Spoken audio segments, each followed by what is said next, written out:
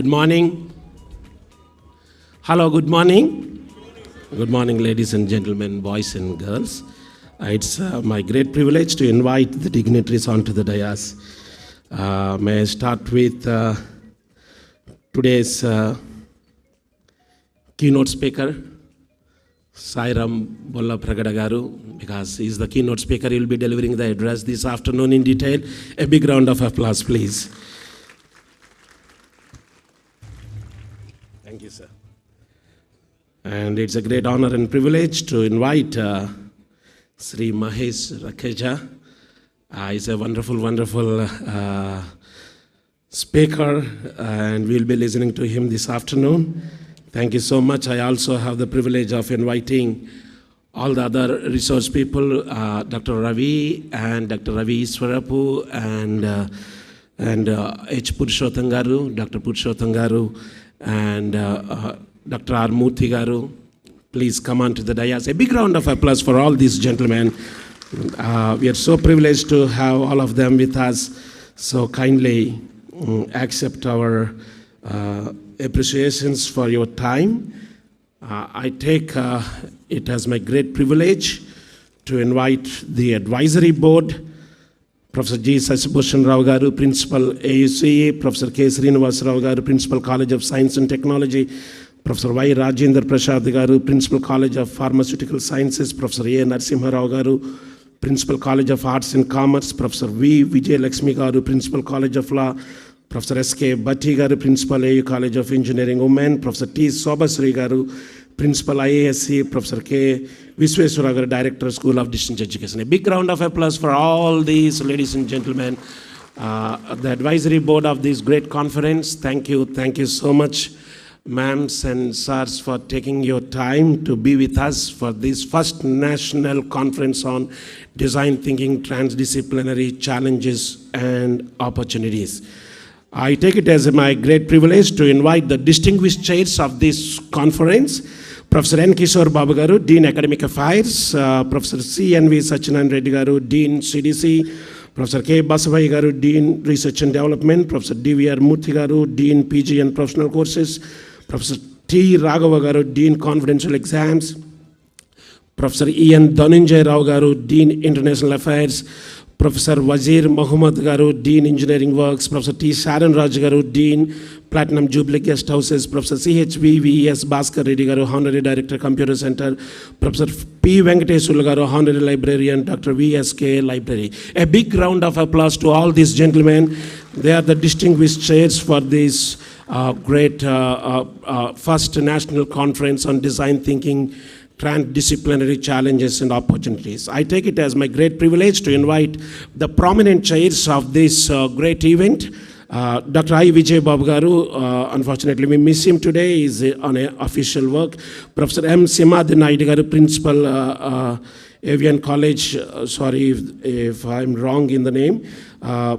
Dr. S. Shobha Rani Garu, Principal Visakha Government Degree College, Professor A.B. Koteshwara Garu, Professor GVP College of Engineering Autonomous, Professor K. Sri Ramakrishna Garu, Principal ANEEDS, Professor R.K. Goswami Garu, Principal GVP College of Engineering for Women, Dr. Sister Saizi PD, Principal St. Joseph's College, Dr. Joshua Arumbakhan, Principal Wisdom, Dr. Prasanna Kumar, Principal SVPE, Dr. Deepak Chaudhary, Principal Bolay College, Professor S. Rajani, Principal GUP Degree and PG College. A big round of applause for all these gentlemen and ladies. Thank you so much for your time.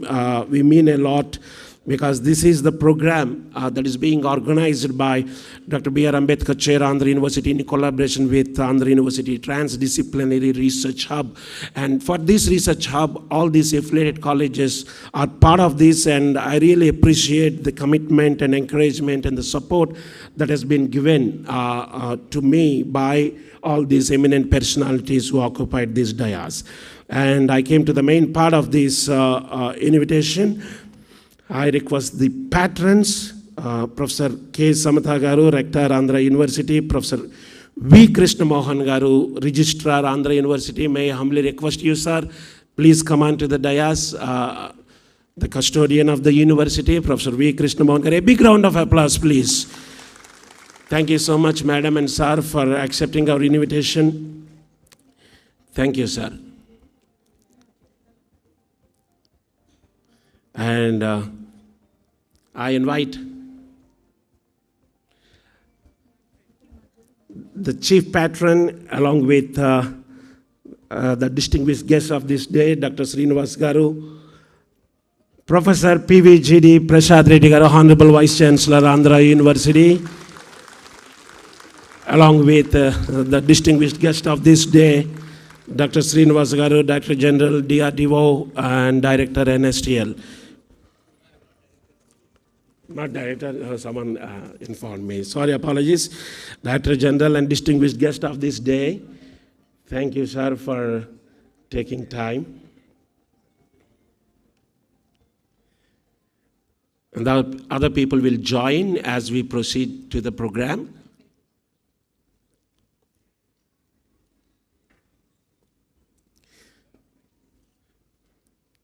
Before I ask the guests to sit, may I humbly request you all to go for the lighting the lamp. I request the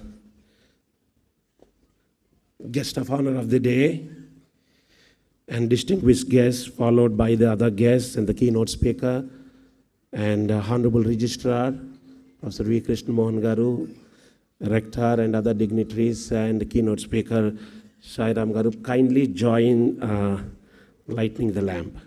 May I all request you to stand on your feet with a reverence and respect as a tradition of our country.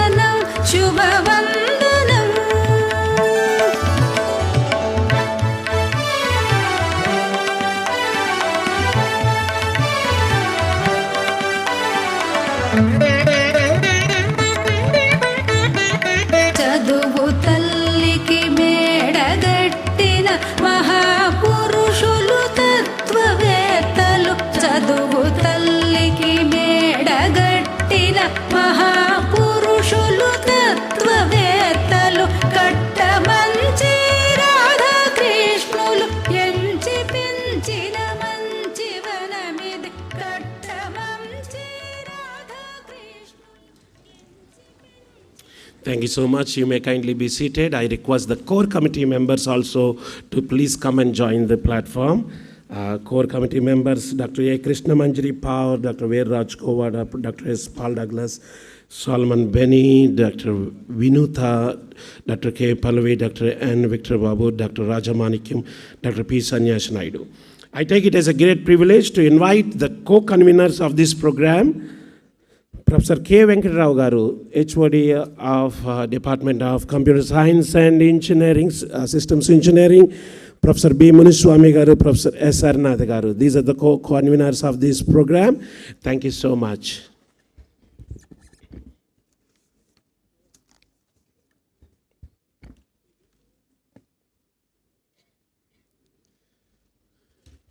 Before going any further in the program, I request every participant to settle down. I have been receiving a lot of messages that trains are in little delay and flight is delayed and etc. But we cannot hold it for a long time. But I really appreciate each one of you. I know how Indians follow IST as not as Indian Standard Time, but Indian Stretchable Time. But somehow Andhra University Trans-Disciplinary Research Hub set a standard that you're all on time. A big round of applause to yourself, please. Big louder.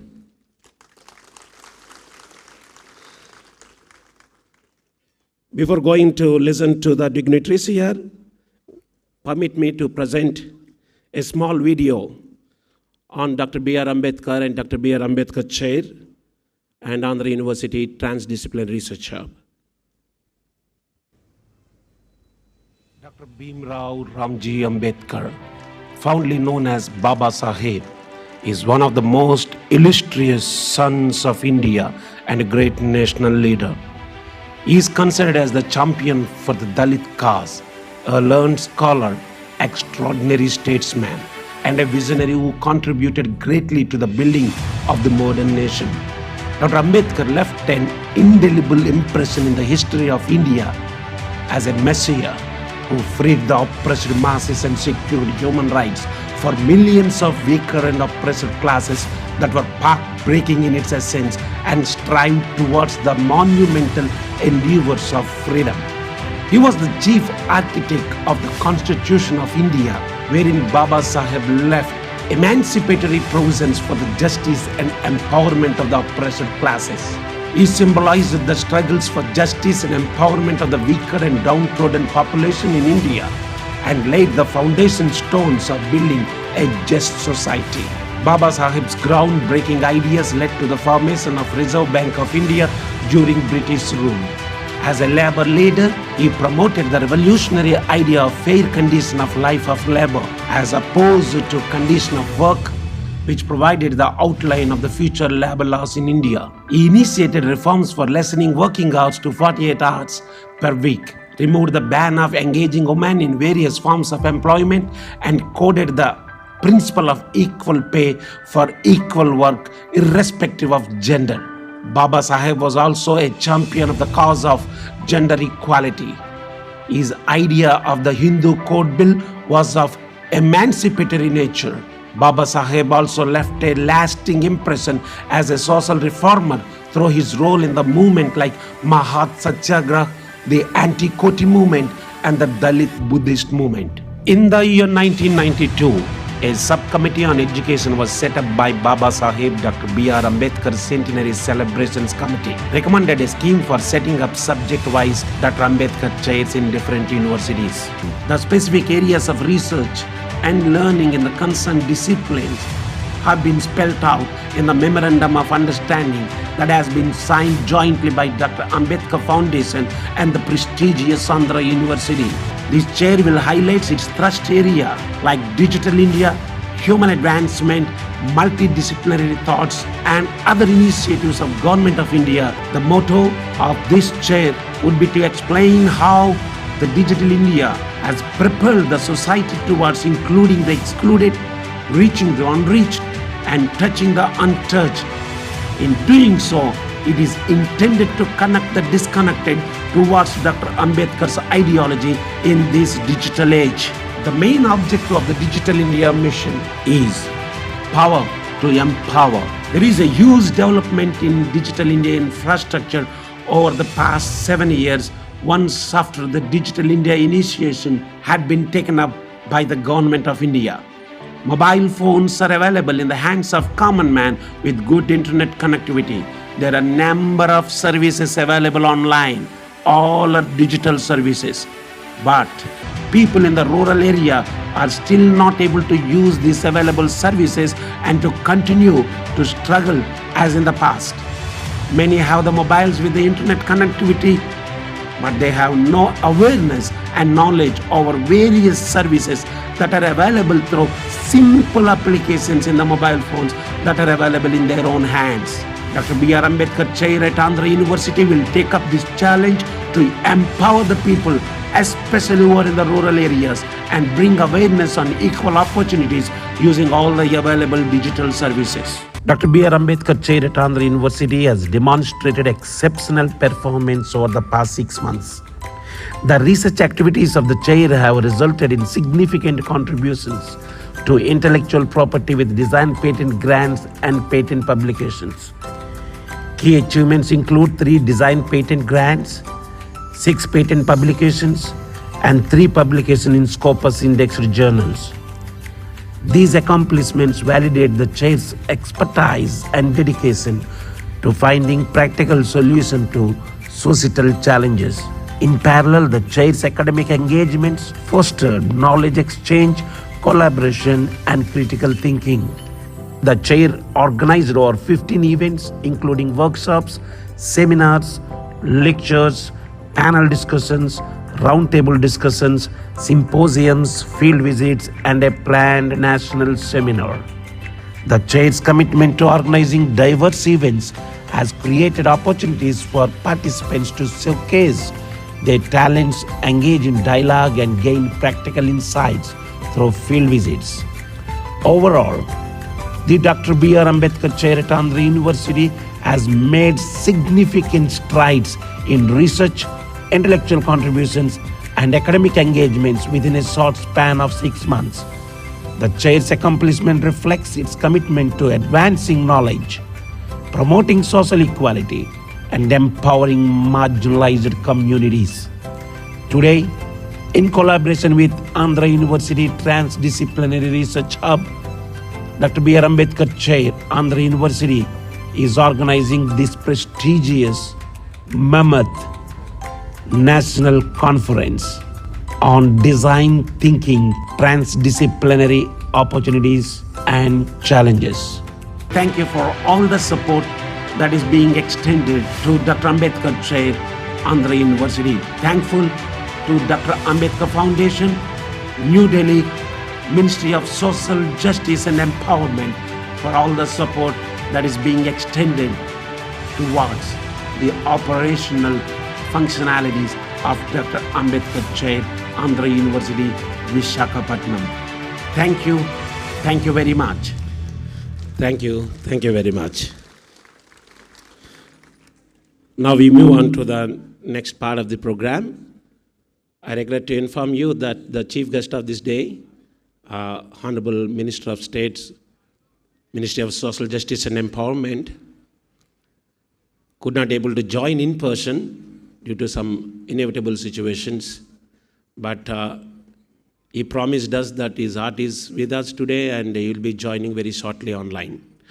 So please be informed of this, and I request the Constituent College principals. We have a wonderful, you all know this is a 100-year-old university and we have wonderful constituent colleges. So may I request each one of the principals who are available here to just give 1 or 2 minutes greetings, because this is the first national conference of this scale. And I start with Sobasri Madam, followed by Law College Principal, followed by Sir Pharmacy Principal Sir, and Arts College Principal Sir, and etc. Just for a minute say hello to, because these people have come all the way, even from Jammu Kashmir and up to Kanyakumari. You know, we covered almost 20 states. So just say hello and we'll quickly move on to the next program, please.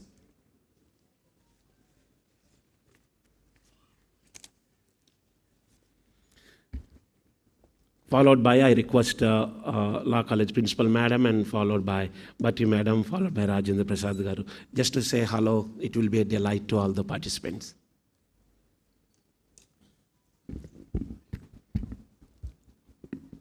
Very good morning, all of you. It's my pride and prestige to stand before you to say a few words regarding Dr. B.R. Ambedkar Chair in Andhra University. Most respected Vice Chancellor Sir, other dignitaries on the dais, I am very happy to inform you all, now our chair occupied a big personality who always strive for the betterment of the chair itself, to empower. That is his main motive. He is such a great personality. He is doing wonderful activities which we cannot put it in words. I congratulate James Stephen Garu for organizing this type of national seminar involving the central minister. Never in the history of Andhra University he has done this type of national seminar. I wish him all the best for the future endeavors also. I know the Delhi Ambedkar Foundation, they were telling that out of all chairs, Andhra University director is one of the best directors in India. So we are proud of you. And finally, I am congratulating and Vice Chancellor, sir, for identifying the best director and making this university in the limelight. Thank you. Thank you for giving this opportunity. Thank you, madam. Now, Law College Principal, ma'am. Distinguished guests on the dais, delegates, students, friends, a very good morning to all of you. And let me first of all congratulate the James Stephen, who is holding the first national conference on a topic that is design thinking. And design thinking, so far as I understand, is that we all think a lot, but there's some kind of innovation is required in our thinking process. And in the coming 2 days, that is when today and tomorrow, I think there will be a lot of deliberations in this seminar, whereby the delegates will express their views. And also, being a law teacher, I also find that yes, there is a lot of interrelation between the, as it is a trans research hub, the law and the science, law and the arts, law and the environment, and many topics are there. And I feel that almost every topic is related to the law, and there is a lot of scope for doing some kind of research in these areas. So once again, I congratulate the James Stephen, who is the director of this and chair professor of this Ambedkar chair, for organizing this and inviting and giving an opportunity to speak. Once again, a good morning. Thank you so much, ma'am. Bhatti, madam.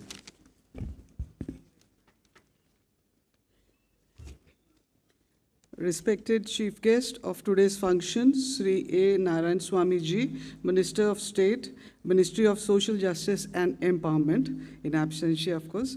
Honorable Vice Chancellor, Professor PVGD Prasad Reddy Garu, distinguished guest, Dr. Y. Srinivas Rao, Director General DRDO, Sri Ram Bhola Pragada, Sri Mahesh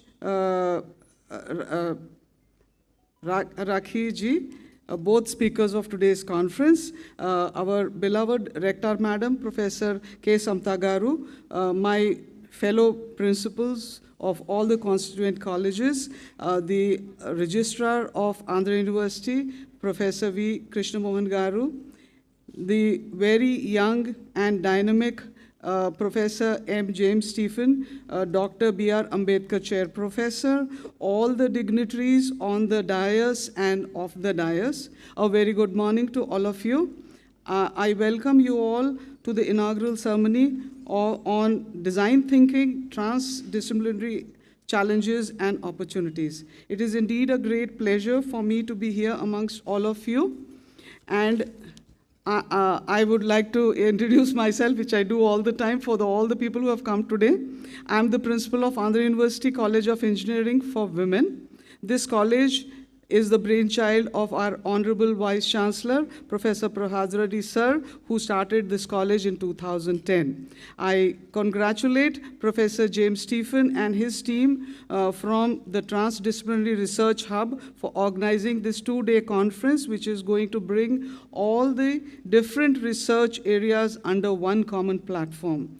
And all thanks goes to RBC sir, who got the idea of transdisciplinary research and created this hub, which would create research for the society and with the society. I wish everyone good luck for their future endeavors. Thank you and God bless.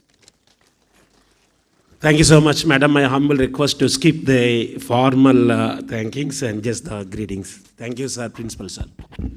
Honorable Vice Chancellor, many distinguished guests on the dais, off the dais, invitees, faculty colleagues, and student friends, a very good morning to you all. At the outset, I extend my heartfelt congratulations to Professor James Stephen, who is a wonderful organizer of any event. I have an association with him for a couple of functions. He will do it to the utmost satisfaction of everybody. And this is a wonderful program, design thinking. It is beyond, it is an extension of innovation, and I hope the deliberations in this conference will be very useful because it is being run on different tracks involving 200 or 300 sessions. I wish him all the best, and it is very useful to everybody. Thank you once again. Thank you, sir. Thank you, Principal Garu. Now, Arts College Principal Garu, Narasimha Garu, for a minute, please. Respected dignitaries on the dais, off the dais, participants, students, good morning to one and all. Really, this 2 days conference is really a useful one in making the social justice. You are all aware, Ambedkar is the chief architect of our constitution, and this constitution made it possible to get equality among all of us. And also, we have provided with certain rights, right to speak and right to live, all these things. This is all because of our great architect of Constitution, Ambedkar. And our university is nearly 100 years old university, and on so many issues, ours is the first university and the best university. And under the Honorable Present Vice Chancellor Professor P.V.G. Prasad Reddy Garu, establishing so many firsts in making reputation and goodwill to our university. And this is also another first attempt, maybe establishment of an Ambedkar chair to carry out the studies on Ambedkar in the process of making social justice to the society in all respects. So, I am very happy a suitable person was appointed. James Stephen was appointed as a chairperson of this Ambedkar chair constituted in our university, and definitely under his dynamic, our Vice Chancellor dynamic leadership, and James Stephen will carry out good studies, and this 2 day seminar deliberations will be definitely more useful for the policy makers to adopt policies in the process of social justice. And organizing this type of event on a mega basis is really a great achievement in the university history, and really I feel very happy in organizing this type of program by our university administrators, and I am thankful to one and all for giving me this opportunity, and I wish all the best to the organizers of this seminar. Thank you for giving me this opportunity. Thank you so much, sir. Now, Professor K. Visweswara, Director, School of Distance Education. So, our beloved Vice Chancellor, Professor P.V.G.D. Prasad Reddy Garu, and also the other guests sitting on the dais, and the chief architect or the chief organizer of this today's seminar, so Professor James Stephen, and also large number of participants. So, good morning to all of you. So, I am very happy to see a large number of participants and also the theme, design thinking. So, the design thinking, in fact, I have gone through the 2 day program also. It was prepared very well. I really very happy and also congratulate James Stephen, and I wish the 2 day seminar would definitely be a grand success. Thank you all. Thank you so much. Shall we all give a big round of applause for all this advisory board, because without them, I could not move forward as I do. So thank you so much, all the principals who are sitting. Of course, the College of Engineering principal is sick, so he communicated his best wishes. And College of Science and Technology will be joining very short. In fact, this program actually being organized not just by the chair, but most importantly, Andhra University Trans-Disciplinary Research Hub. Before inviting the distinguished guests to speak, let me present the statistics of this particular event. We received more than 15-16 papers, and finally we confined to 452 papers, and there will be 452 presentations in this conference.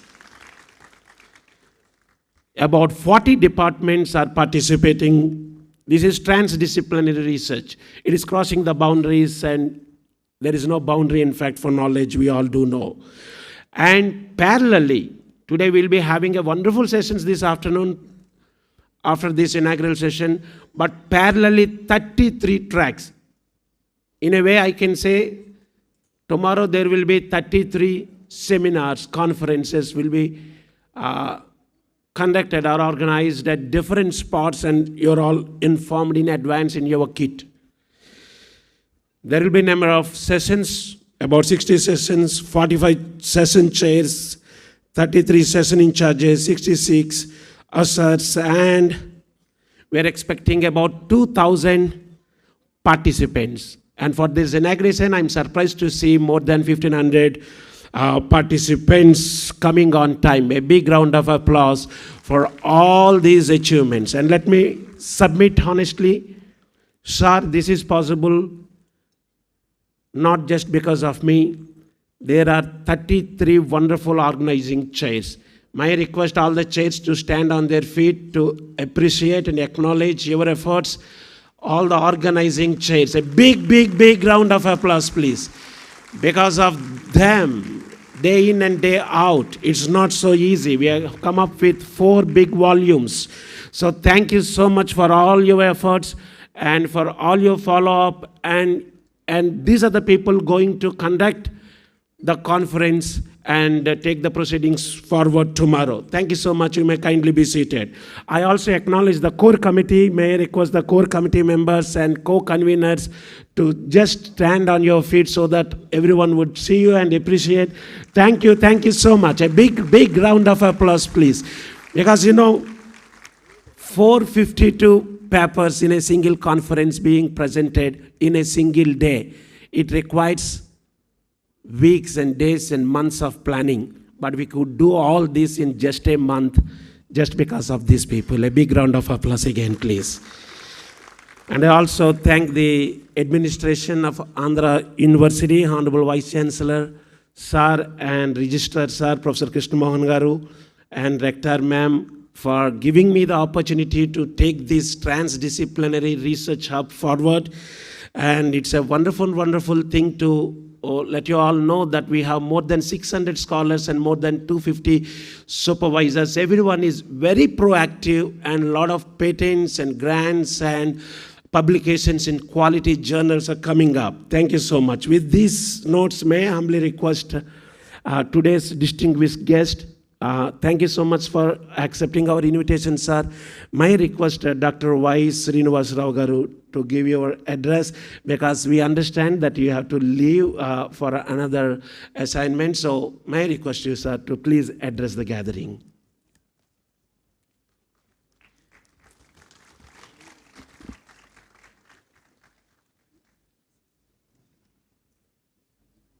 Thank you, Professor Stephen. My friend, long-term associate, and a popular figure among all of you, Dr. J.V.G. Prasad Reddy Garu, Vice Chancellor of Andhra University, innovator, creative thinker, works always in the transdisciplinary approach. Not only this, every time I find him, he calls me for IP rights, he calls me for humanities, he calls on the science. Wherever it is there, he is there. And Andhra University has become a big hub for most of the activities. And the testimony is the hall is full, and you have got so many chairs here. Senior professors here who have been part of this team, who have been a really multidisciplinary approach has come here. We have people from the legal to arts to biology to the science, history teams, and the huge team of professors and academia and students coming from all over this country. We were telling me that from Kashmir to Kanyakumari, it's a big show. Now coming to the transdisciplinary thinking, I'll start with a direct example which I have just 2 days back witnessed in one of the design challenges I have attended. This guy is a 22-year-old guy. I attended a startup challenge, design challenge, where many startup people were presenting their design thinkings and presenting it. He started his company when he was in the first year of engineering, because today engineering colleges have got many incubation hubs and all that, from a premier education institute in this country. computer science guy, 22 years, but his thinking was totally different. He created a suit, human suit, and a human robot. So what he does is, he wears the suit and he created a robot. The robot responds back his action as he's doing it. And this he was mentioning, sir, for critical areas and locations we have to go. I need not have to go. I create my digital model, a 3D model, and I just plug and play there and this robot can go. Now, what is transdisciplinary in this? Transdisciplinary is he started understanding how the complete the motion of a human body works. So he created 32 actuators. There are so many joints. He created multi-sensors in the suit. That means it was not only hand sensor, a small variation sensors also. Because something happens, you have to move hand little bit here. And so this also he has created it. He has created a transmitter and receiving station system saying that when he transmits what his mind thinks and he starts transmitting it, the other person receives, but then the digital twin of him, if it has to respond, building up of the criticality there in the actual location, it has to do some minor modifications that is again communicated back to him. So he understood the geolocation, he understood the physical, that means he created three things. How the neural works in the body. So he created a neural network system on this, where he built in a little bit of artificial intelligence so that it starts learning on it. Then he started the bone joints. How many bones are there? What joints are there? So it was definitely a transdisciplinary approach coming from a 22 years boy. I thought that he has presented some wild concept. So I asked him questions. Right from the sensor's response, how the sensor responds, the measurement, the sensitivity. He was answering very confidently. Then I asked him, have you made the prototype? He showed me how he is building the prototype. That's where I understood this country is changing extremely fast. Last 3 or 4 years he says, I started from first year. I was sitting in a car. I wanted this car to be autonomous, to think, my father was sitting in the car. I was at home. I wanted the car to drive through the streets. My father to drive it. So I thought, why I cannot create it? So this is what is happening, and that's how the idea, your entire research hub idea, creating innovations beyond the normal human thinking. And recently, we all know, the Prime Minister of India has given a call that by 2047, we should have produced at least few technologies or systems which are only we have done it. Nowhere in the world or anybody has done. That is what the vision is. It's not that we have to do something, somebody has done it, or we copy it or replicate it. It's something which is ab initio new, for which is also opened up to the host of the people across the world to work and collaborate with us. So he said the Indians sit across the world, the people, the universities across the world, we collaborate and enter into a state of art technologies which we created, which are not there in the world and which are used first time for this. Like one which I told you can emerge into one of the first time all this. And this is not only in the normal utilization domain, from the space to underwater, everywhere we are showing our presence today.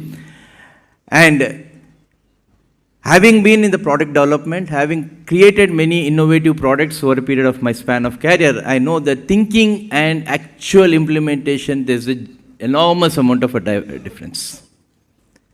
We think, we write all the equations, we put it on paper, we derive and we work out, then we find practically there is a different challenge coming up. What we simulate on a computer system did not necessarily happen on what is in the real-time world. SN Technologies knows about it. He has faced this problem. So this is area where we sit and brainstorm ourselves, where to correct it. And many of the solutions we received are not from the people who work on the system. If I work on electromagnetism with the Maxwell equations fully, the guy who is working on the physics of the system may not give it, but the chemistry guy may come out with me a different kind of a chemical combinations where the electrical permeability totally changes and I get a different response curve over that. Within the science itself, we have got different solutions coming up. When we work with the literature guys, he may come up with a literature thinking where the language has been built in a certain methodology by which we can reprogram ourselves to utilize those essence of that. This is where we have found that the different thinking has enabled us to build the system into an operational mode where the product actually gets utilized. And then once product gets into the market, we still need to upgrade it, and that feedback comes from a statisticians, from the journalist who is on the ground level, who talks to the people, and he has nothing to do with your system management, but there's the database of those people who are on the ground works. That's why I told another day, one media guy, I told, you are the best people to inculcate the system because you have got reach in every village. You are today a small journalist because of the social media at every village. He is the one who can give you the best feedback mechanisms for you to upgrade the system. So this is where the disciplinary works. And I'm sure in the way he has said that about 1,500 papers have come and they have filtered it to 1/3 of the size. I'm sure it will go into a very good peer reviews also. And also will have a major impact factor. That means out of this at least 15-20 papers I'm seeing which will be utilized by other researchers continuously, the output of those things, I am sure this will give, because he was saying equivalent to Indian Science Congress, and I'm sure if these papers which have been presented, the areas that has been presented, the outputs that has been presented are utilized for further research by other across the world, and these research outputs can be collaborated with any of the universities. It will be a very good success, and I wish Dr. Ambedkar's University or the chair to come further with these ideas and continue such kind of an activities in future so that we generate more and more innovative research core, I call it the core physics of the problems that we created, solutions we created to them, and work out what the Europe has done in the early 1900s, and that's where India is today. And if Europe has emerged, or the offsets of Europe, that is USA or Australia or New Zealand, has emerged as a global leaders later on, India is also in the same situation today where we are in the last 7 or 8 years, the focus on the fundamental research has been given. Even DRDO has been asked to focus on the fundamental research. It has come up well, and I'm seeing the same trend that's going, which will change the economy altogether. You can see how the mark was one of the lowest in 1920s. You can just buy mark for anything. It's today one of the costliest economy in the world. This is what India is going to happen. I'm sure it will turn around the rupee greater than the dollar in the near future with these kind of outputs that come up. Thank you very much. Many thanks, sir, Dr. Srinivas Rao Garu.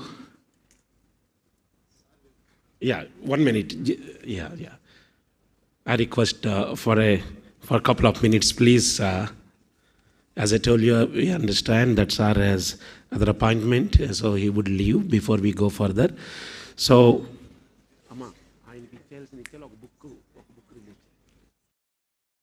sir, out of these 452 quality papers, I take this opportunity to thank all the peer reviewers, and hopefully all the presenters received the peer review report too. We have come up with 3 unique ISBN proceedings, and because sir will be leaving, I request the guest of honor and distinguished guest to release 1 such volumes. We have 4 volumes, 1 volume, and I request the co-authors, we will release the arts version, and we have a couple of volumes for engineering and 1 for science and technology. We will do it at a later stage after the guest of honor's Honorable Vice Chancellor's speech. I request the distinguished guest to release these. I want Honorable Registrar Garu and other dignitaries. Yeah, authors, please, Veerraj Garu, Harinath Garu, and Raja Manikyu Madam, please join this. Each volume has more than 1,000 pages. huge contributions, right? So we will release that. Thank you. A big round of applause. They have placed a lot of effort in compiling the book.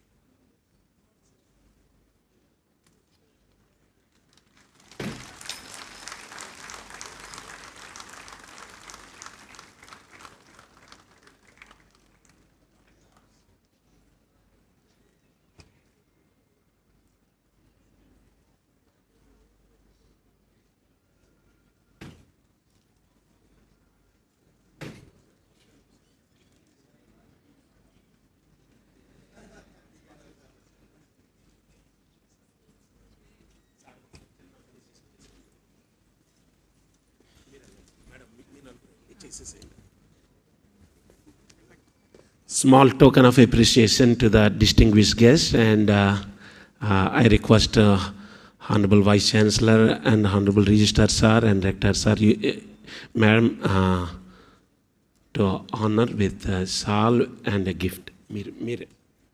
And I request the core committee members to join. Small token of remembrance. Yeah, a little louder. They spent a lot of time with us and given a wonderful insights with the latest developments. Yes. And some of the publications from this will be communicated to world-class publisher Springer for publications. I'm happy to share it. A big round of applause. Sir, we thank you so much for your time. Thank you so much, sir.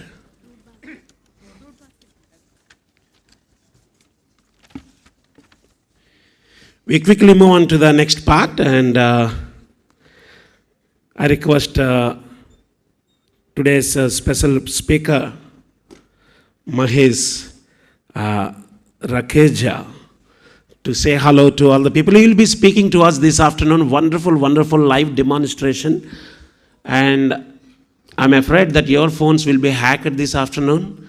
Take care of them, and you keep your credit card safe. He can do all magics. And you would witness this afternoon. Don't go away, okay? After lunch, don't go to beach. Stay back. And he'll be addressing you now. Say hello to them. Oh, very good morning to all of you. My name is Mahesh Rakheja. With due respect to all the dignitaries on the dais, Stephen sir, Prasad Reddy sir, who is not here, one of my good friend, and to all the delegates sitting over there. Although I'll be speaking in the evening, I do have a topic that is hacking. By profession, I'm an ethical hacker.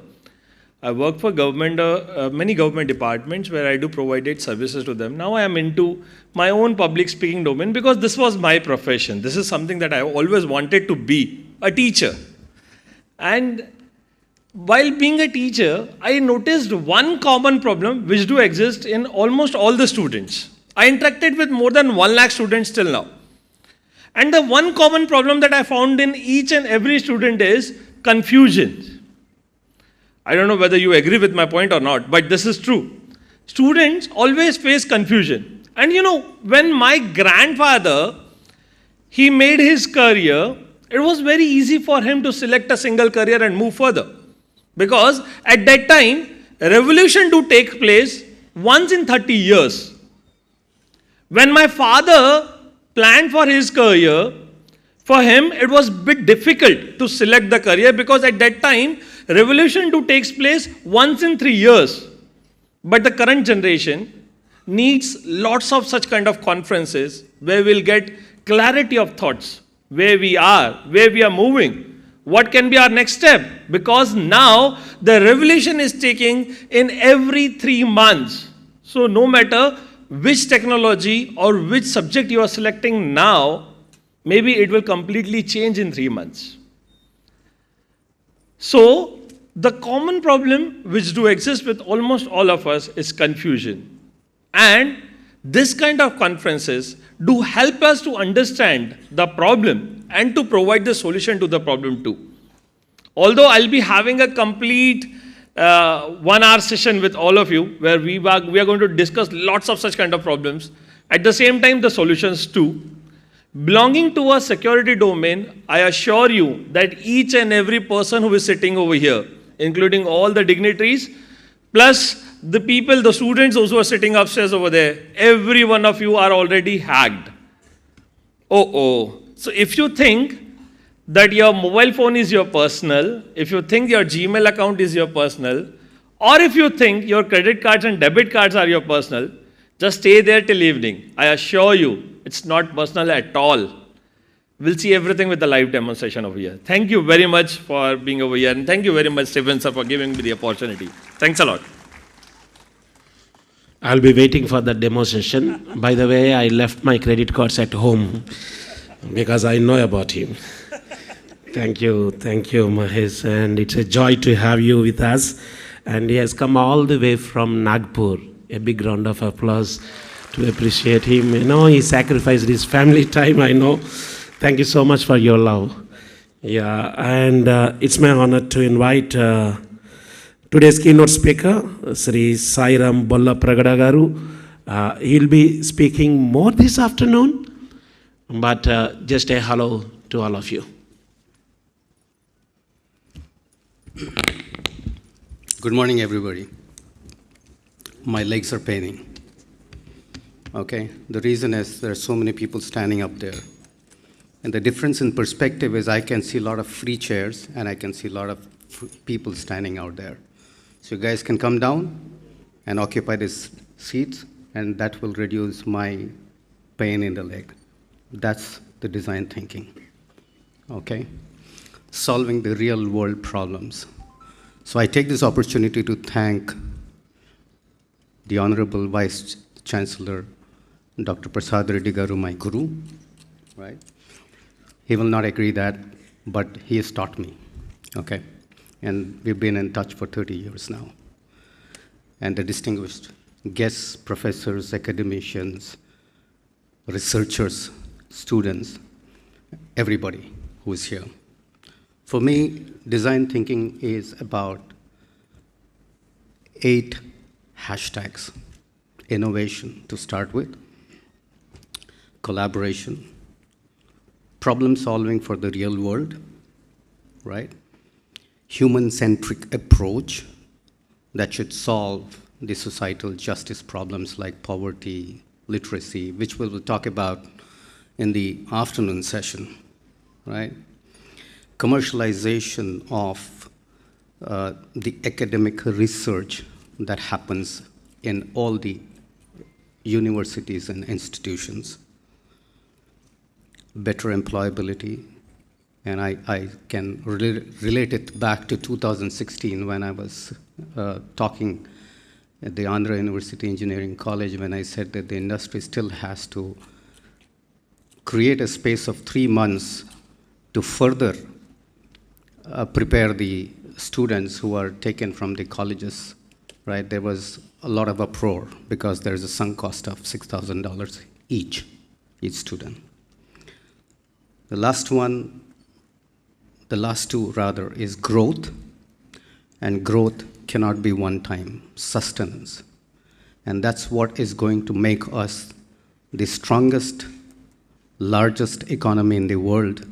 We are already the fastest growing economy in the world.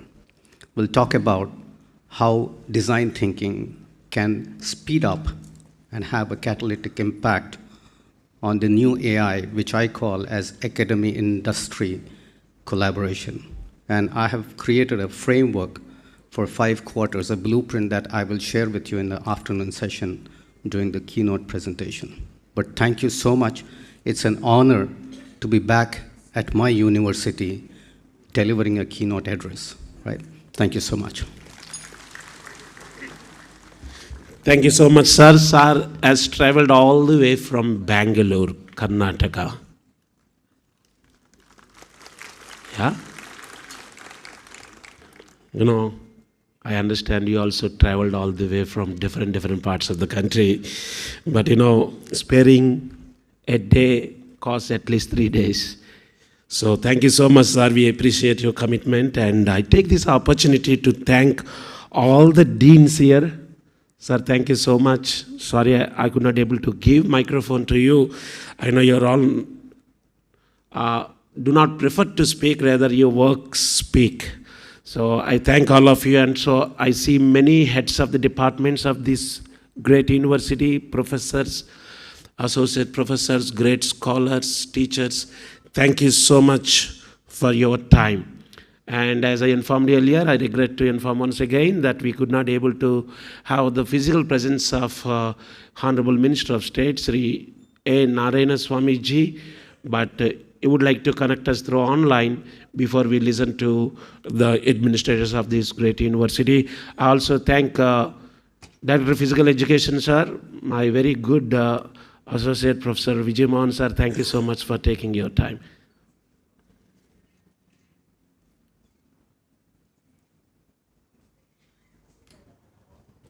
Ladies and gentlemen,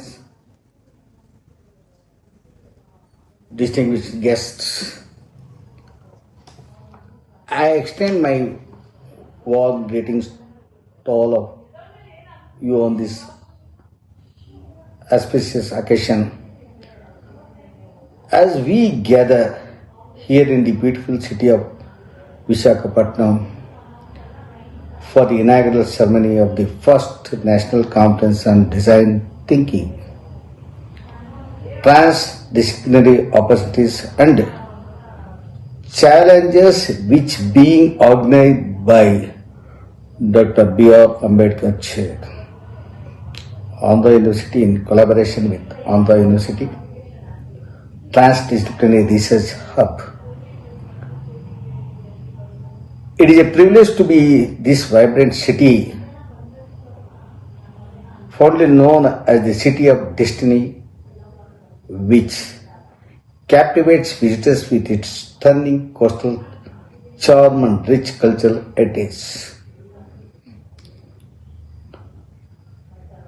It is privileged to gather within the esteemed premises of Andhra University, an institution that has been beacon of knowledge for nearly a century.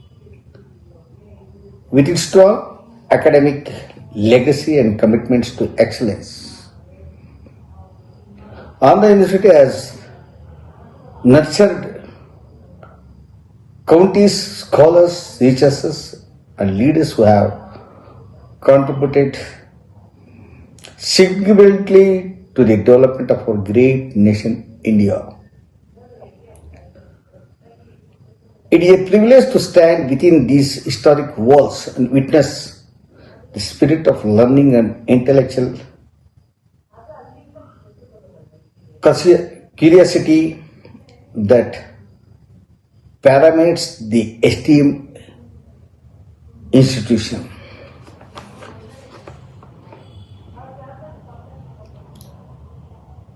It is an opportunity to express my deepest appreciation to the Honorable Vice Chairman, Professor P.V.G.D. Prasad Reddy, for his unwavering dedication and tireless efforts in transforming Andhra University into a center of academic excellence. We are gathered here today for the first National Conference on Design Thinking, which promises to be the intellectual extravaganza that transcends disciplinary boundaries. This conference provides a unique platform for scholars, researchers, and practitioners from various fields, including arts, science, engineering, pharmacy, and learn to come together to explore the vast opportunities to challenges associated with the design thinking by fostering transdisciplinary collaborations. We can harness the power of collective intelligence to create innovative solutions that address the pressing needs of our society.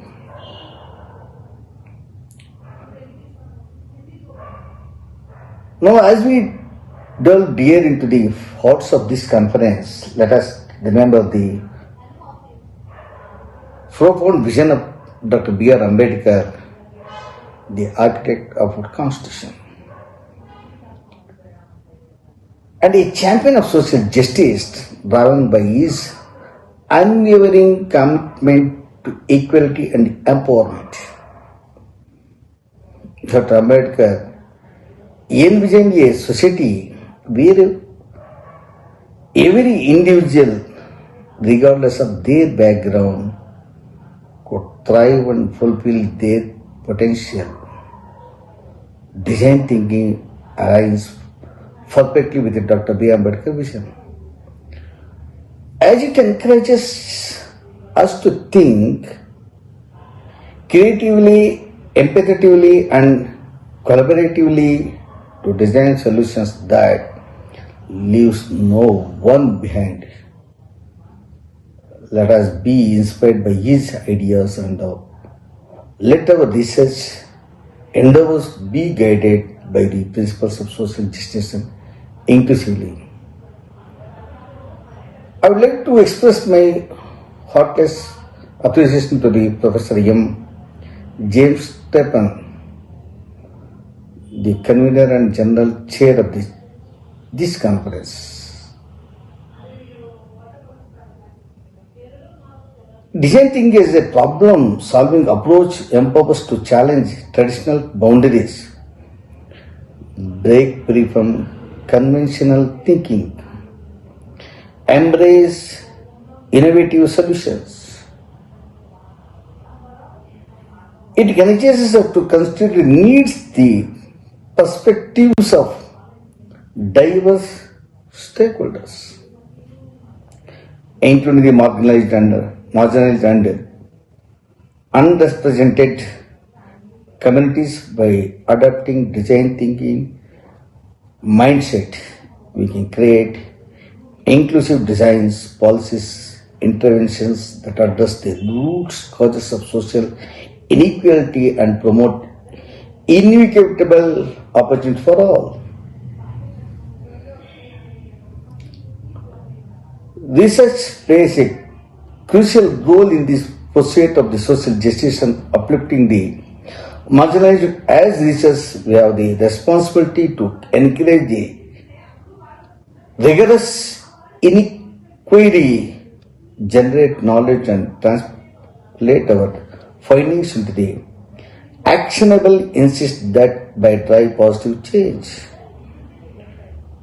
Every reach endeavor should be driven by the commitment to make the meaningful impact on the society.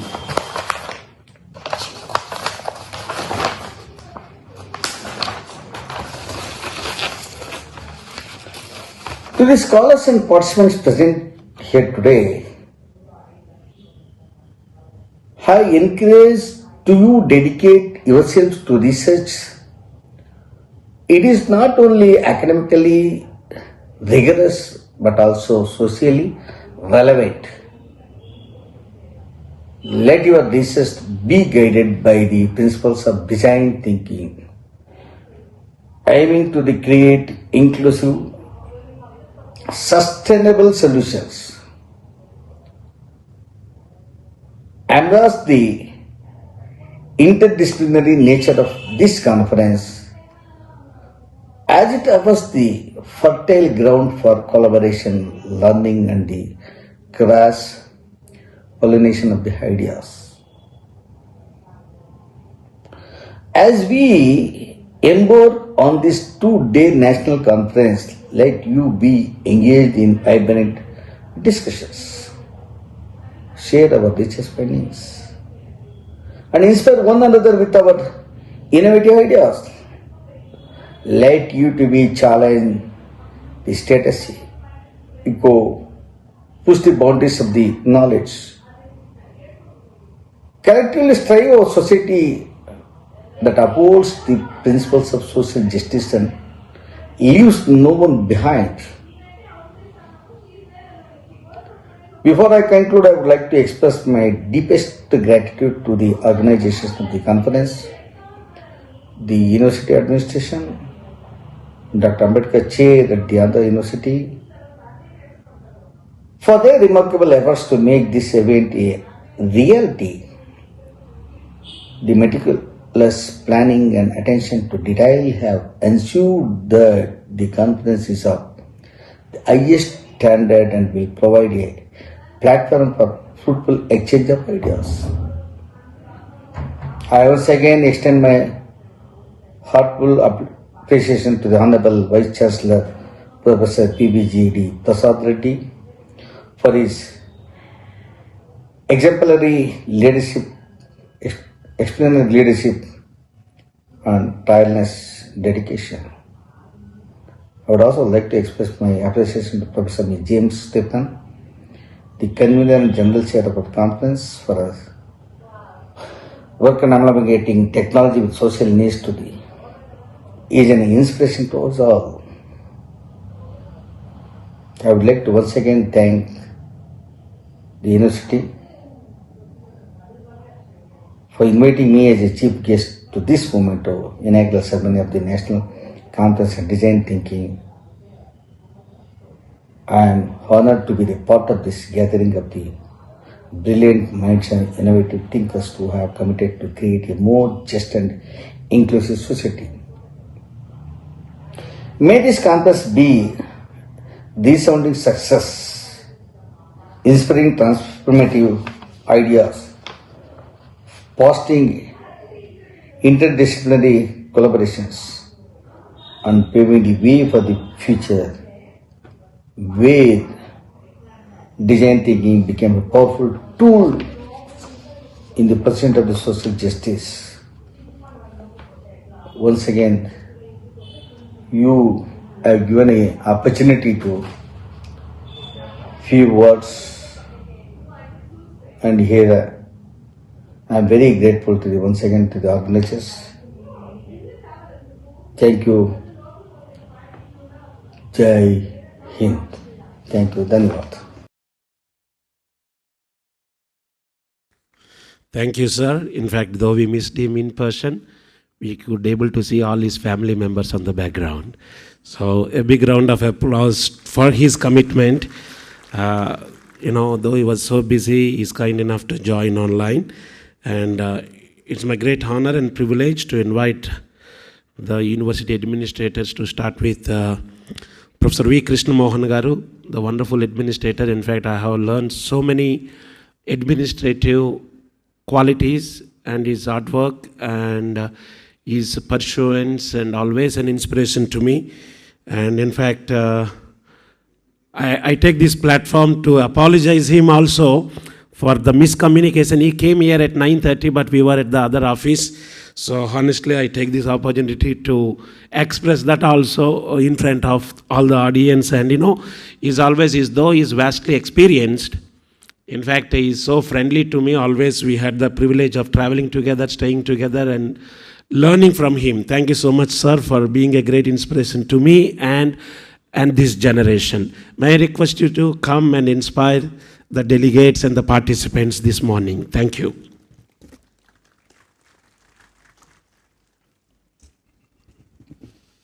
Good morning, all of you.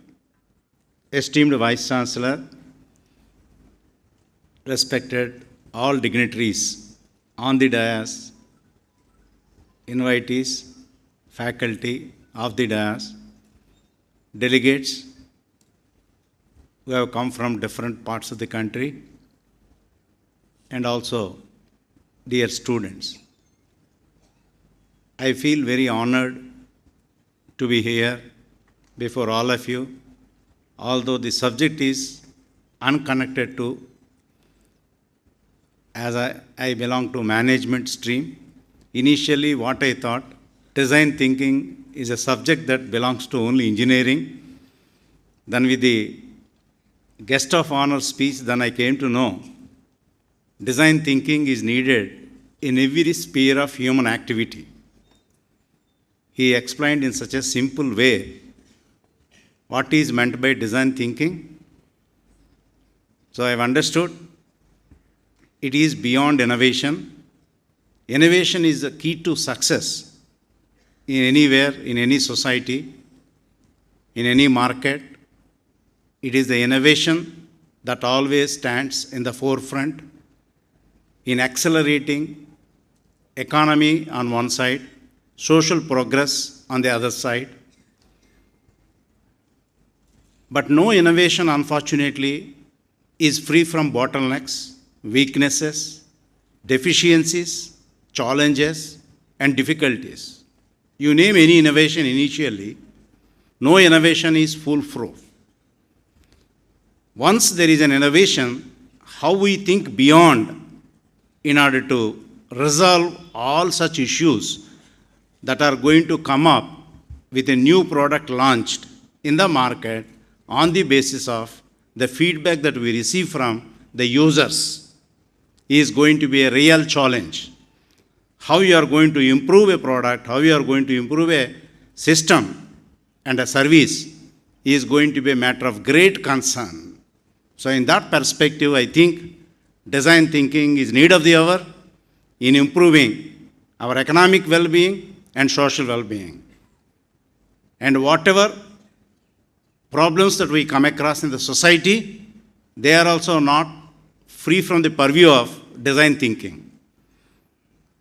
There are many issues unearthed, unaddressed, resolved, yet to be resolved, as all of you know, because of lack of design thinking.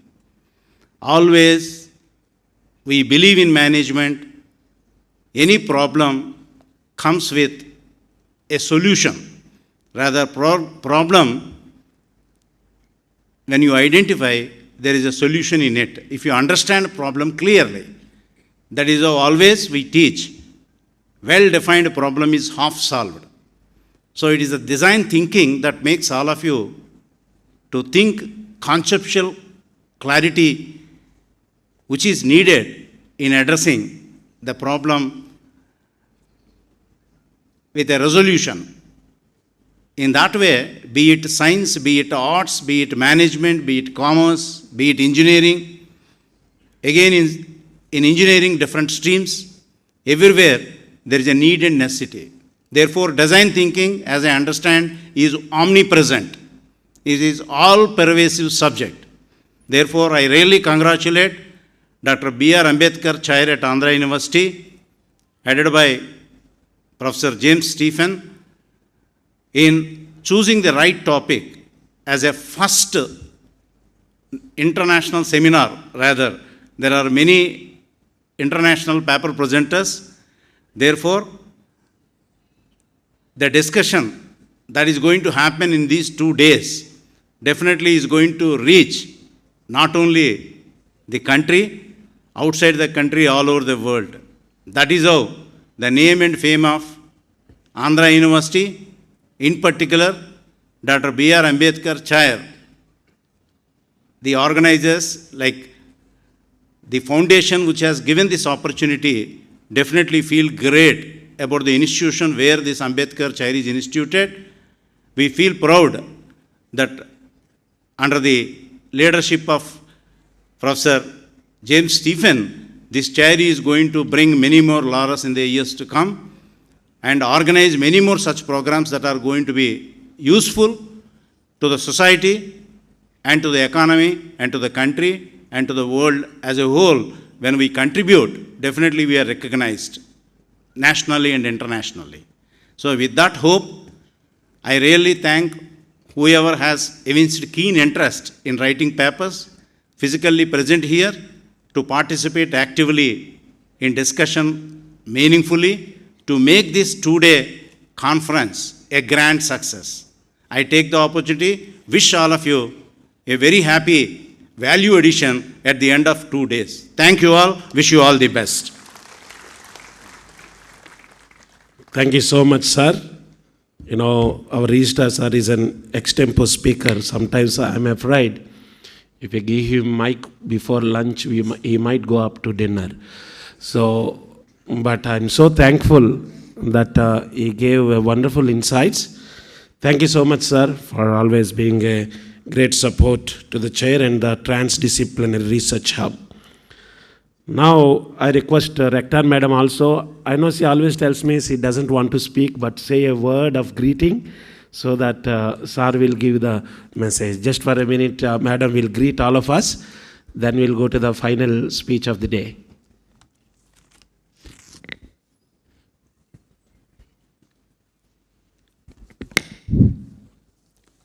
Honorable Minister of State, Ministry of Social Justice Empowerment, Shri A. Narasimhaswamy Garu, esteemed Vice Chancellor of Andhra University, Professor PVGD Prasad Reddy Garu, Dr. B.R. Ambedkar Chair, Andhra University, Dean, Trans-Disciplinary Research Hub, Professor M. James Stephen Garu, Director, the Duck Internet, Sri Mahesh Garu, Founder Director, SN Tech Solutions, Sri Sairam Garu, distinguished guests, Dr. Y. Srinivas Rao Garu, Director General, principals of all constituent colleges, registrar, eminent speakers, other dignitaries on the dais and off the dais, faculty, non-teaching staff, research scholars, students, good afternoon to all. I am very happy to participate in this program. Professor James Stephen Garu has chosen a relevant topic for today's first national conference. And design thinking is created because big corporations or corporate entities sometimes lack human resources who are creative and can give creative ideas. The absence of such creative ideas may result in the inability of the entity to create new products and services that meet the demand of their customers. A holistic approach to problem solving methods is what makes someone an ideal design thinker. Transdisciplinary teaching moves beyond just teaching across disciplines using common themes, topics, and issues. Transdisciplinarity requires collaboration between disciplines to create a cohesive curriculum in which students collaborate to solve multifaceted problems. Three most common innovation challenges in design thinking are people desirability, business viability, and technical feasibility. An approach to integrating curriculum, dissolving the boundaries among conventional disciplines should be given priority. Students and scholars should be made to think out of the box, come with innovative and productive ideas beyond discipline specific boundaries, and offer workable and novel solutions to contemporary problems that are being faced by society. Few advantages of transdisciplinary approach in education are: students develop divergent thinking and creativity, students perceive more meaning in what they learn, students get motivated because the approach involves compilation and analysis of information drawn on divergent subjects from multiple disciplines. Students build up confidence. Such innovative approach to act as a morale booster for them. Design thinking involves two types of thinking, that is convergent thinking and divergent thinking. One needs to think of many possible solutions to a common problem so as to arrive at a feasible and workable solution. The key to success in design thinking process is to improve the use of creative thinking throughout the project in order to keep improving the quality of the solution. Our Honorable Vice Chancellor, Professor PVGD Prasad Reddy Garu, with a great vision, has roped in the services of Professor James Stephen Garu to man the post of Ambedkar Chair on the campus. After assuming the charge, Professor James Stephen Garu has been organizing many resourceful seminars and conferences. As Dean of Trans-Disciplinary Research Hub, his contributions are praiseworthy because he has set the roadmap for reforms. So, congratulations to Professor James Stephen Garu. God bless you to conduct more and more such useful seminars in the days to come. Thank you so much. Thank you so much, madam.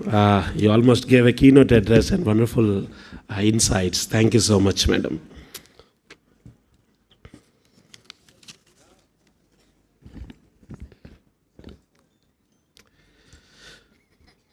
It's a great honor and privilege now.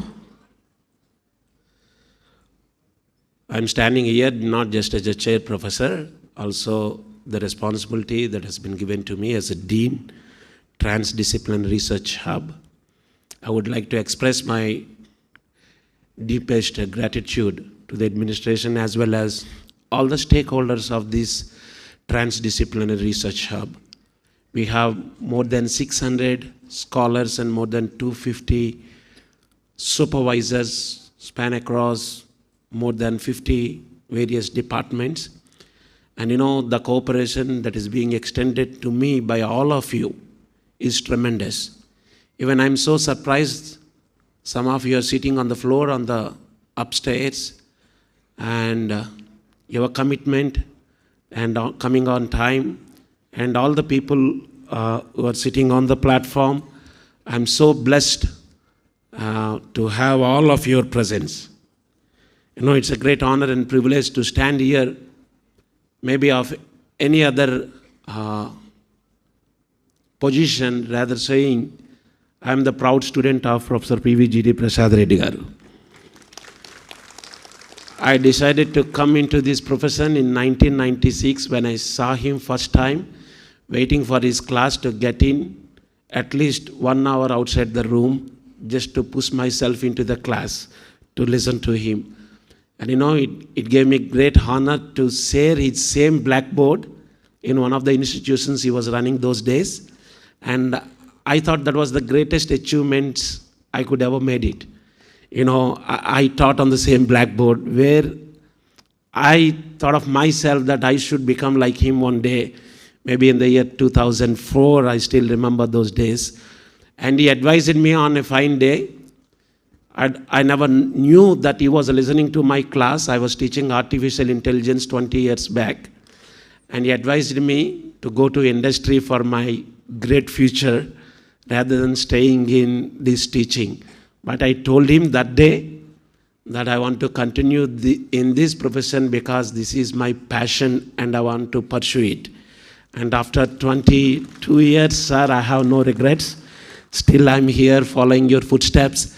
And with a great honor and privilege, I invite you to deliver the main speech of this day. Please, a big round of applause, please. And in fact, AU Trans-Disciplinary Research Hub is his brainchild, and today so many are blessed with this platform. Sir, your time now. And after this, I will make few very important announcements. Please stay tuned.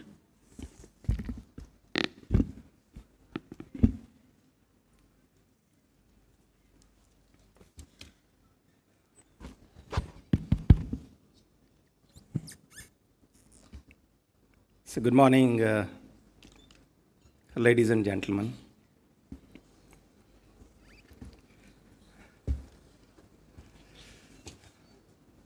A very distinguished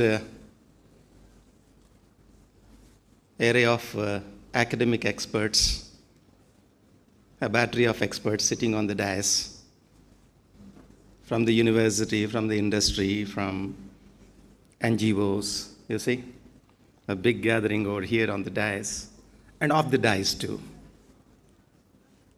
I'm so happy because I'm there, in a way, in the midst, sandwiched between, all these proud academicians and the people from the industry. And we had Mr. Narayan Swami Garu as a chief guest who joined online. And then Dr. Srinivas Rao Garu, the DZ, he was promoted just a week back as DZ. He was also here, delivered a wonderful talk. And all the other administrators, the registrar, the rector, all the principals, and Professor Stephen, and then, all the deans, and the principals of, some of the prominent affiliated colleges. And you see today, in the afternoon session, you will hear wonderful, wonderful talks from B. Sairam. He's an expert, in fact, in global strategy. He is one man who has headed big, big multinational IT companies. Getting his time is not so easy in Bangalore.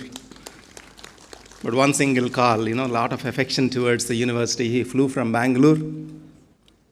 And same is the case, Dr.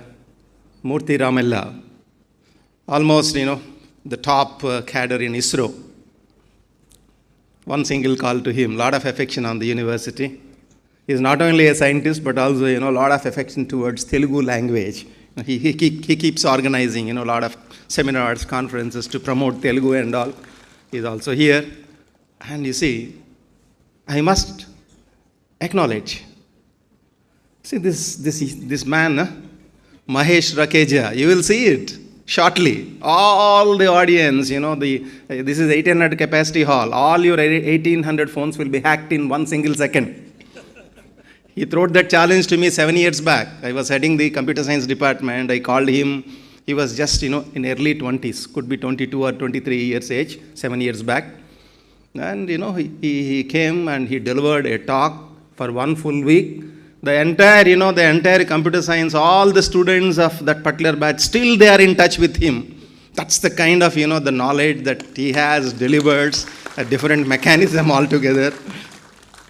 And same is the case Ravi Saripalli. He was also an alumnus of Andhra University, currently with the Gayatri group of institutions, and he's driving the innovation space over there. I offered him a position in the university, but he declined. He said that I want to serve only Gayatri institutions, which has come under the umbrella of Andhra University. I am so proud that way. And Purushottam Garu, the NRDC chair, he's also here, and all the principals. See, more importantly, you touch anybody, who is sitting in this particular hall, either they are the research supervisors of Andhra University through Trans-Disciplinary Research Hub, or a research scholar who joined Andhra University through the Trans-Disciplinary Research Hub. All are research scholars or only supervisors. 1800 of them are there in this hall. It's a mega event. That is the reason when somebody, in fact, posed a question to me yesterday, how do you describe this event? I said that this is on par with Indian Science Congress. No less than that.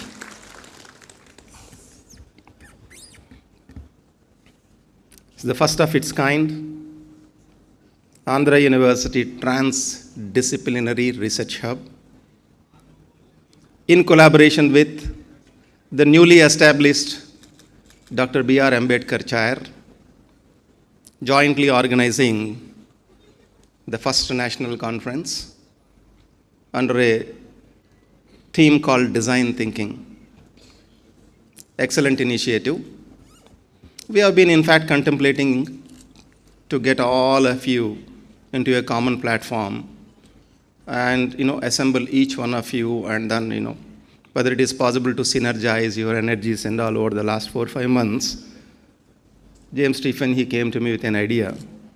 So why not, sir? Because now that our chair's theme area is Digital India, so why not, these two can be collaborated, and then the first of its kind, a conference can be organized. I said, please go ahead.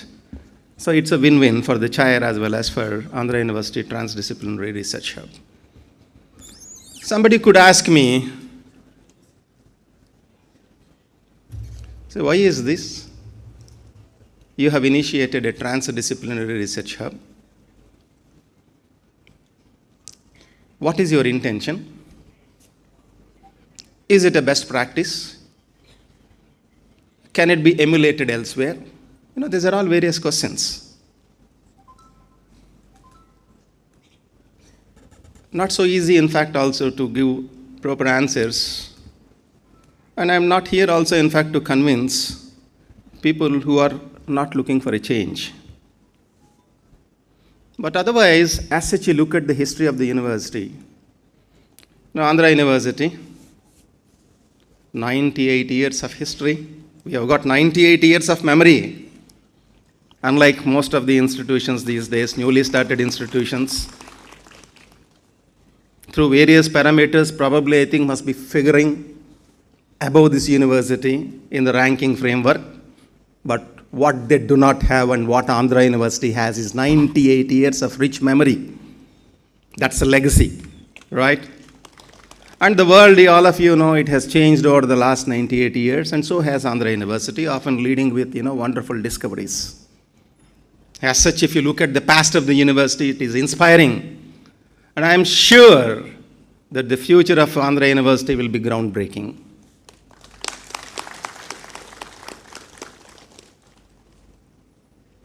Today, people are talking about transformative technologies. Whatever be your discipline, it could be science, it could be arts, it could be engineering, it could be pharmacy, it could be law. You name any discipline for that matter, medicine. Everybody is talking about a different age called transformative age, right? People are talking about this, transformative age. And also there is a question among all the academicians. Transformative age, disruptive technologies, the word, everybody, you go to any conference, any seminar, people, they use a word called disruptive technologies, which is going to, in fact, affect all the dimensions of your life. So in such a scenario, can the universities of today lead the learning for tomorrow? The better the question, the better answer you get, and the better the whole work of the world changes. This is my belief. You will have to keep asking the question, can I lead the learning for tomorrow? Disruptive forces, disruptive technologies, pandemic environments made us, in fact, altogether change our style of functionality. Go to remote villages, people, they know how to use technology. All my experienced fellow teachers were not really in favor of this technology a year ago. But today, we are all forced. You go to Raita Bazaar, that old lady sitting over there, she would ask you, transfer the money through phone pay. So much like, industrial age, and later, how the life got changed, the way in which you work, and how you, in fact, live and work and play, similar to that, how you are going to learn, and how you want to probably, I think, become a continuous learner, all these things, are definitely going to be changed. The expectation of the industry, because of this, transformative technologies, the disruptive forces, job losses. End of the day, we as academicians, we as universities, we as public institutions especially, whose salary is paid by, taxpayers' money, we are really responsible. Can you lead the learning for tomorrow? Can we, develop a sustainable environment? Can you add value in this ever-changing world? You will have to change your models. You will have to, in fact, unbundle most of the activities that routinely are being done by the universities over the last, maybe 80 years or 90 years. All these things will become extinct. You will see that.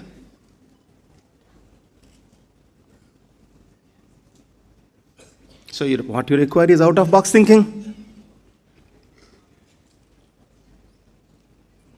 You know, most of the times when you are running a university or running any kind of an institution, three things are very, very important for us. How do you create value? How do you create value? You know, for example, as a university teacher, if you are there in the department, or maybe if you get an opportunity to become an administrator, how do you create value? As such, Andhra University, how it has been creating value. All my affiliated colleges, how they are creating values. For example, if the university, what I am doing, how I am creating value, maybe I think I am offering degrees. You know, various departments, various programs, fixed programs, 3 years programs, 4 years programs, now 5 years programs. But down the line, nobody would look at you, whether it is a 3-year program or a 4-year program, if you don't have a skill. If you have a skill and if you get that skill in 1 month, that is sufficient because you have that skill badge. And the person who is going to employ you only look at your skill badge and your skill, but not at your 3-year or 4-year eligibility criteria. All these things will go. Not so easy, in fact, even to create value. You have to look for new models. How to create value? I have been teaching. I have been, in fact, doing research. I am a wonderful teacher. I have got so many awards, rewards. I have been promoted. I got my degree from such very big institution, wonderful institution. Those things do not count. What are you today? How do you deliver value? How do you deliver value? We have been delivering value using conventional methods. Maybe I think classroom teaching, but no. You have to look for new ways today. Content development, content creations. If you say that, I have been creating value by offering some degrees, offering, PhD programs, no. They get extinct. You have to cater to continuous learners. You will have to cater to continuous learners because, nobody would, in fact, stay with you for years together in the times to come. That's the reason why Honorable Prime Minister, in fact, he in fact said yes to the new education policy wherein you have got, multi-entry, multi-exit kind of a methodology. You will see it in 4 or 5 years of time, that students, all of them, whoever joins, would never stick to you for a longer duration. He looks for an opportunity, jumps out, and he does experimentation, and probably he might migrate from this institution to another institution because that ABC facility is also there, Academic Bank of Credits. If you say that I have got 25 years of experience, 30 years of experience, I am so big and all, these things will not add any value at all. The private segment, the deemed segment, they all, will outperform you. So it's really a challenge, especially for, the state universities. For that matter, even national institutions and IITs also. They are lucky because, they have been attracting only the most meritorious 0.5% of the India with huge budget. They always look for quality, fine, but, here scale and quality, these two things. But now, if I say that, I have been delivering value, I have been creating value, but now, what is important now? How to capture value. We have never looked at that all these days. From the university side, we have never looked at that dimension. We know how to create value, how to deliver value all these years. But how to capture value? This is a new question, in fact. Not only to Andhra University, to all universities, all institutions, all industries, how to capture value. Times to come, especially public institutions like Andhra University or national institutions, they cannot totally rely on only just funding from the governments. We have to, in fact, look out of box. We have to, in fact, get into a new world altogether. So, new way of, in fact, capturing values. How? That's the question. It's a question, that's a question, big question. Big question, especially, in front of me. when I got an opportunity in the year 2019 to go to the helm of the affairs of the university. Fortunately, it's maybe, I think, 98 years history or 95 years history at that point of time. I'm so fortunate that way compared to any of my predecessors, because I got an opportunity to choose wonderful team. My rector, my registrar, my principals, and my deans are the best of the best in the history of the university. Each one of them, they know that, we require totally a different mindset to capture value. They know that we have been creating, we have been delivering, but we are not going anywhere. We are not going anywhere. When we are not able to see the light at the end of the tunnel, what is that? What for all these things? 3 years to be there in the chair with a suit, and then, going for inaugurals, cutting ribbons. These things, we have seen so many photographs in the media. Something different. The culture should change. Fortunately, all of them are so supportive. So supportive. So we were, in fact, contemplating, yes, we need to probably, I think, change the direction for the university and set a new paradigm altogether. So many initiatives. We have embarked upon so many initiatives. Fortunately, every initiative, it has been inspired and supported by the only one single man who is, in fact, giving a lot of importance, and who believes that it is not just diamonds or oil or maybe the gold that's the value for the family. It is just nothing but education. It is the education that is the real lamp that gives, that kind of a brightness to a family. None other than the Honorable Chief Minister of Andhra Pradesh, Shri Y.S. Jagannath Reddy garu. I took inspiration from him. And, he, in fact, gave a vision to all the university vice chancellors. Go and implement the vision. Don't worry about the money. I'm there. Are you doing something different? We are there to support you.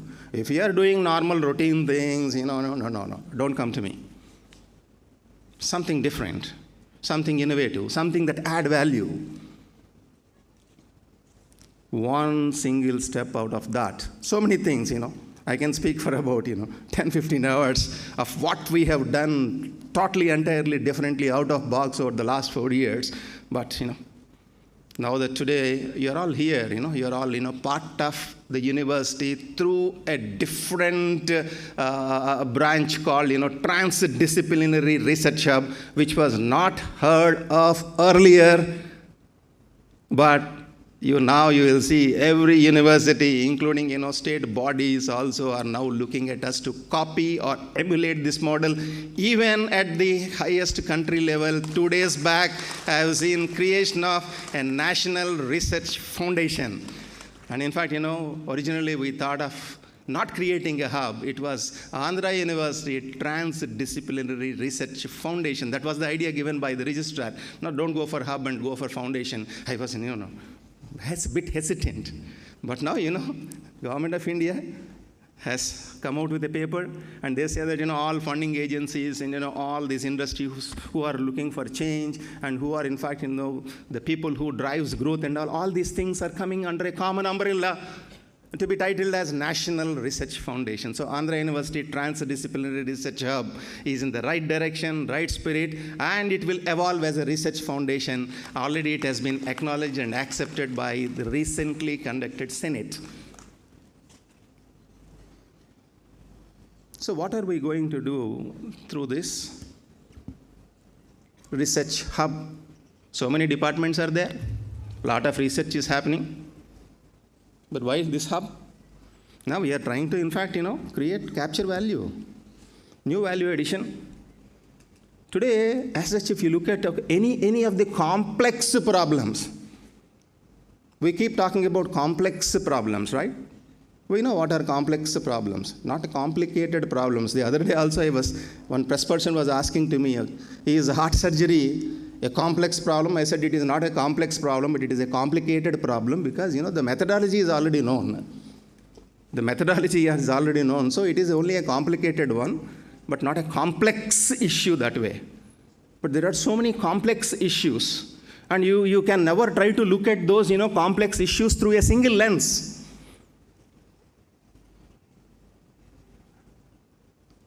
Look at, we keep talking about, global warming, environmental issues. Are they simple problems? The global warming, the depletion of, all the resources on this, wonderful planet.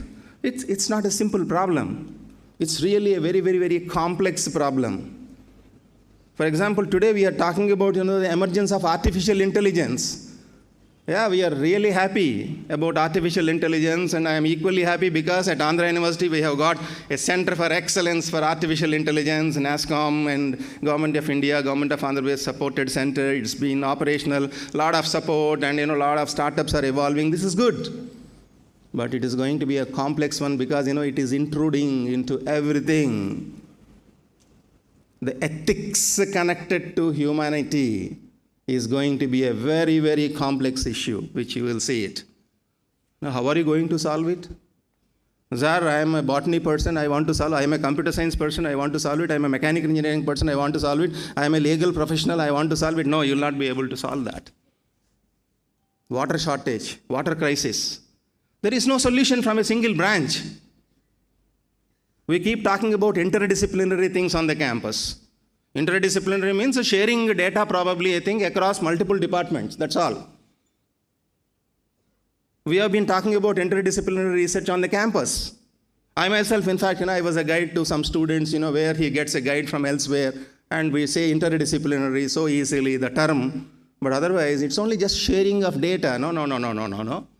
It's not just sharing of data. You require, expertise, energies from various disciplines. All of them, into a common umbrella. Otherwise, so many rules are there in between the departments. When within the department, one professor do not see eye to eye with the other professor, how do you expect all these, different people from different areas, probably, I think, networking, joining, and then, looking for a shared language, not just sharing information. A shared language, shared policy, shared methodology.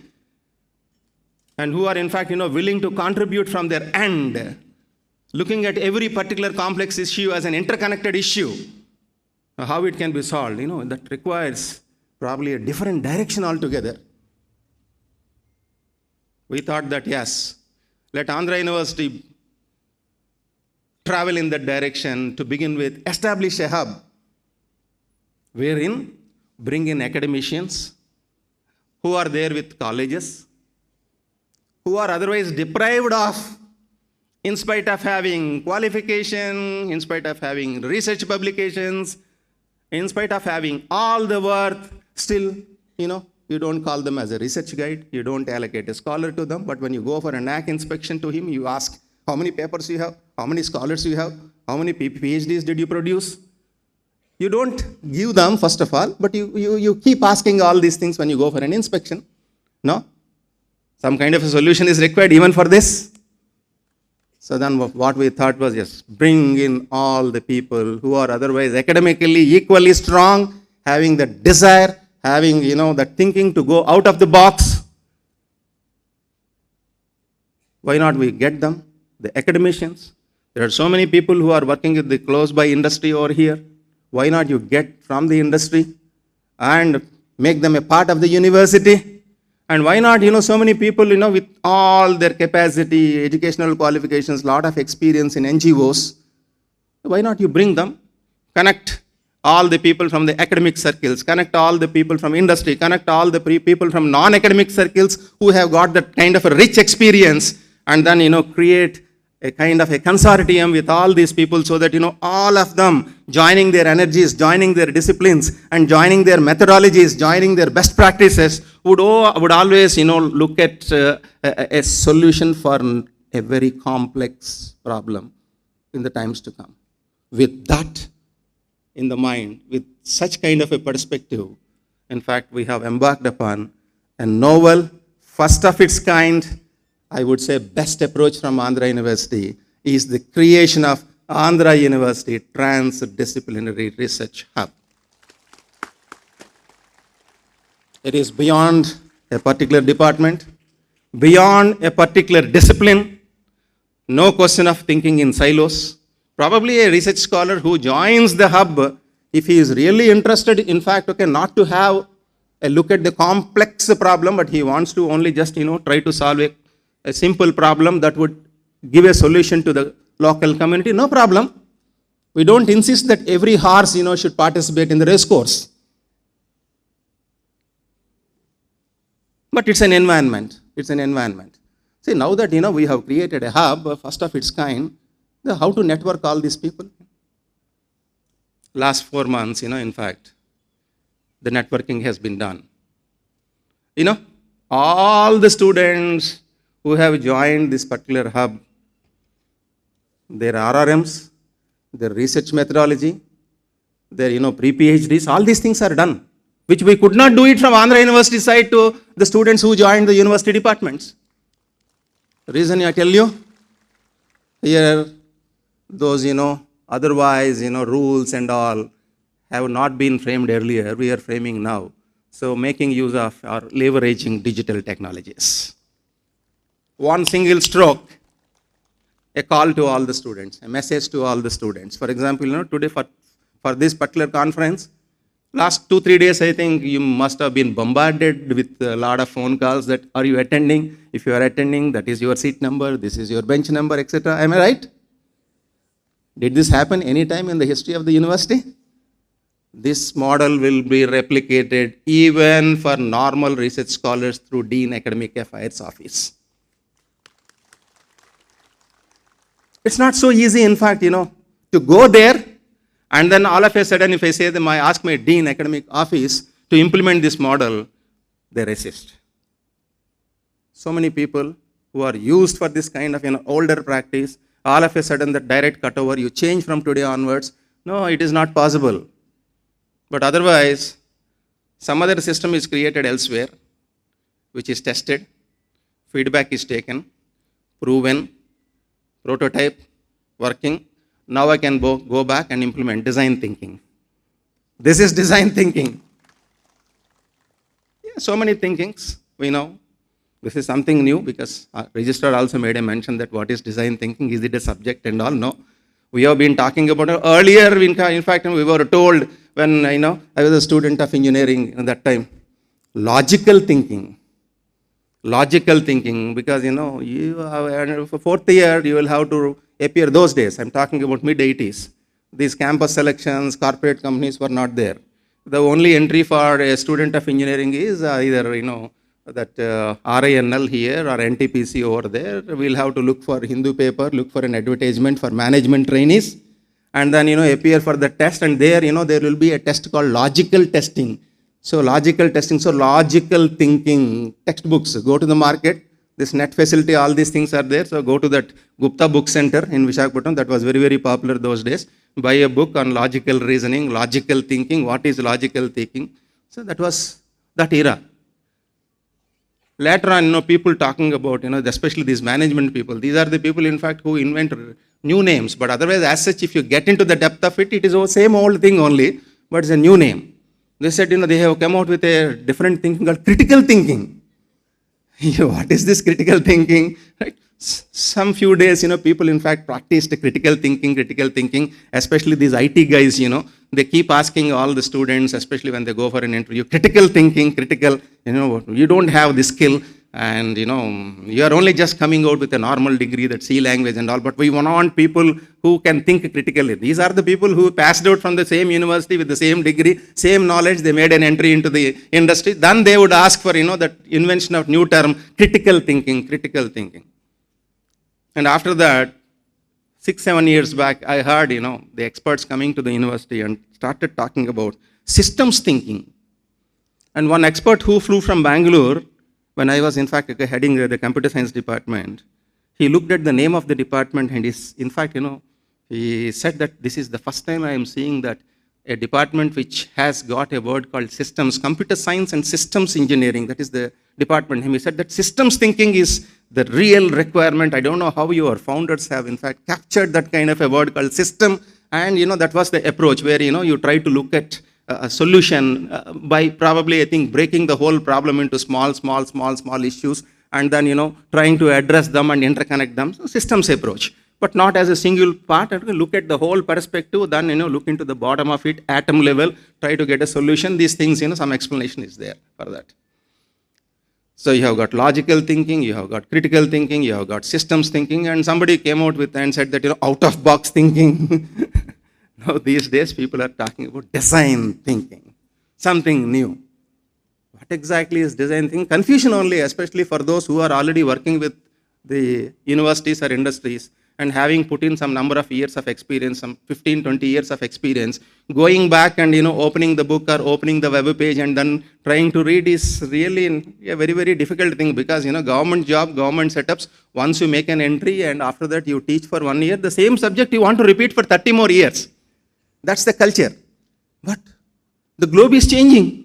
The entire world is, in fact, looking for people to contribute. All families, all these parents and all, they send their bright boys, bright children, bright girls to universities thinking that, a lot of value addition will be there. Even when you employ a carpenter back at your home to do small repair, you would see whether he is really having that wonderful craft or not. Otherwise, you don't even pay that 500 rupees, you kick him out. But a teacher who has to probably, I think, do that entire carpentry to the brain of the child, what kind of a skill set is required? 40 years back, 50 years back, content you want to deliver? You send your child to a different institution, not to this institution, because you know the reality? No, these things, you'll have to change it.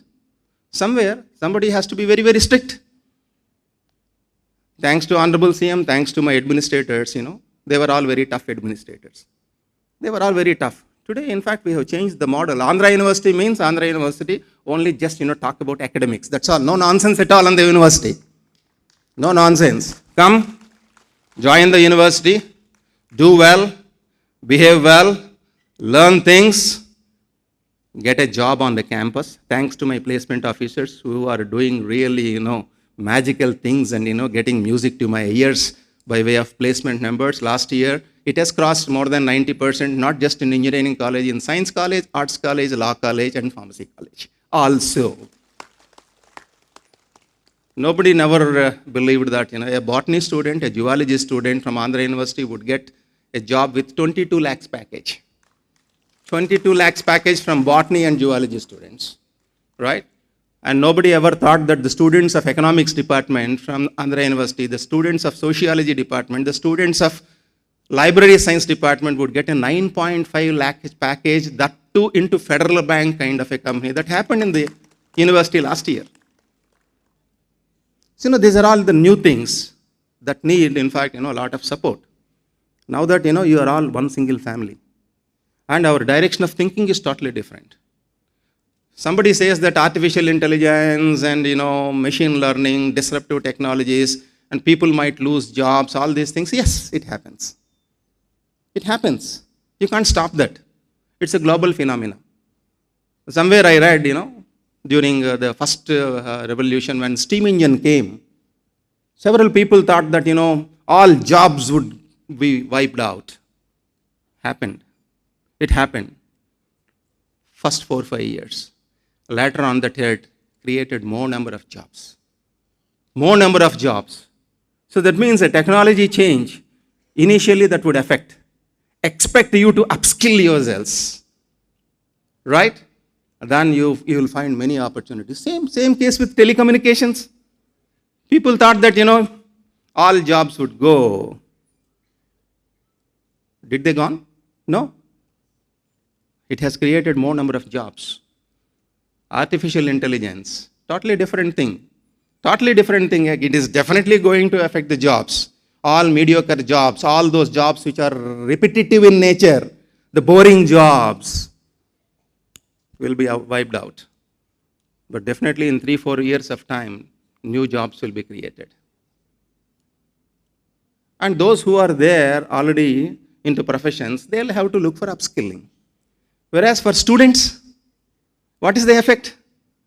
No effect at all. In what way the student is going to be affected? See, today, we are all, having a lot of experience. Maybe I think the average experience of this particular hall as such, if I look at it, could be if you are not a scholar, because there are about 400 guides also, apart from 1,000 scholars over here, plus 15 years, right? Your experience is about 15 years, and 15 years of experience, right? Then,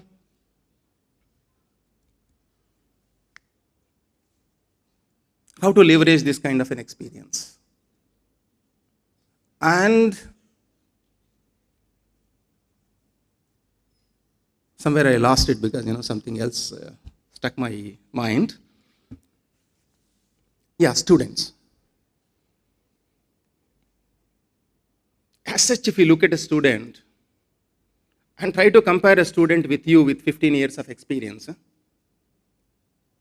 whatever that would appear to you as very, very challenging and complicated may not give the same kind of a feeling for the first year BTech student or first year BSc student or first year MSc student. Reason is that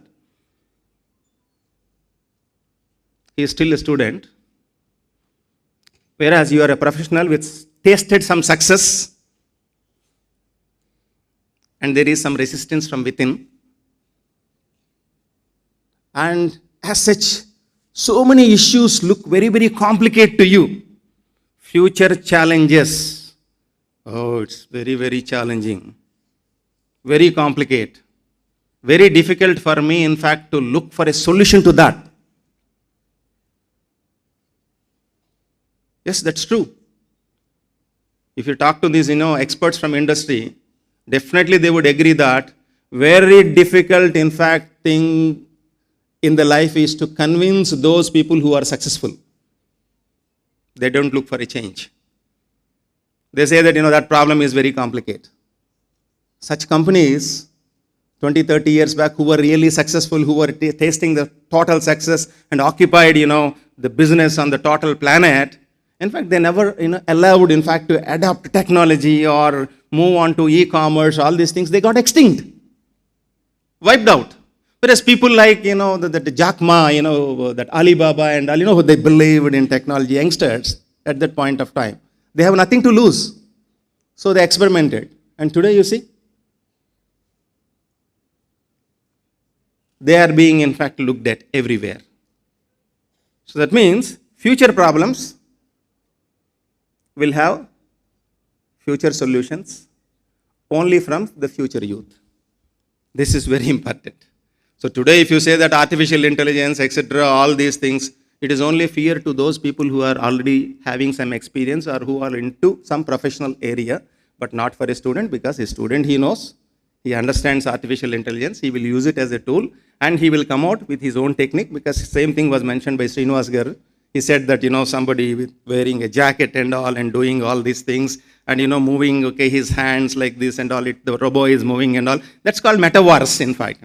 That's the reason why, in fact, Facebook, they have changed their whole name from Facebook to Meta, because the universe into which all of you, not at a later stage, all of you in 5 years of time, what you will see is a different universe altogether, which is called, metaverse. All these days we are happy, we are sitting with a computer and doing like this. You are just, accessing and, using internet. But in few years of time, you will see that you don't no longer just, do work with the internet. You will just, get into the internet, into a different world. So that's the reason why I said that, that different world is a 3D world. Totally, you can have your own experience. And the different world is a meta world, metaverse. People are talking about metaverse, right? It's a different world. You will have to accept it. You can't say that, no, I don't want to accept. It's not possible at all. You just, as such, if you close your eyes like this and, wake up 2035 from today onwards, 2035, 12 years, open your eyes and see. By the time already you will see that robots are working by the side of you. And you will see newspapers talking about mankind landed on Mars, doing wonderful work at Mars.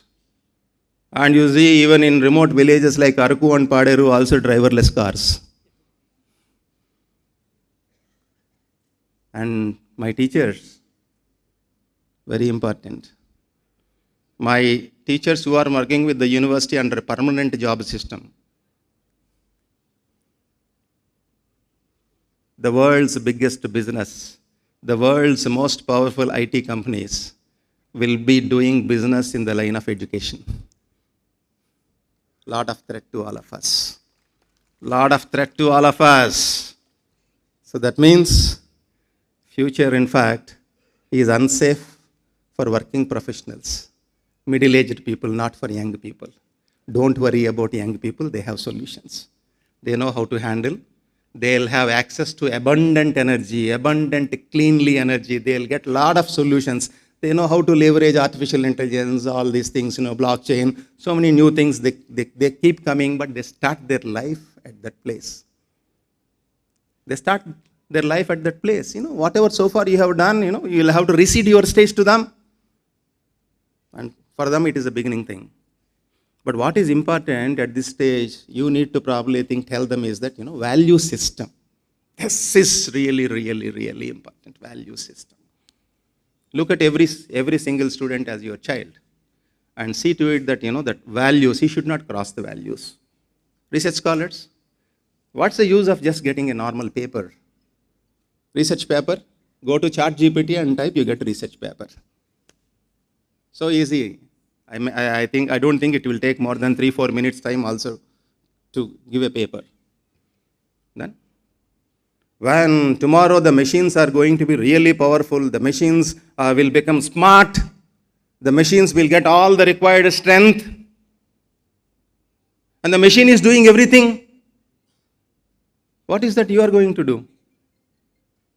A machine can never be wise. It will not have this heart.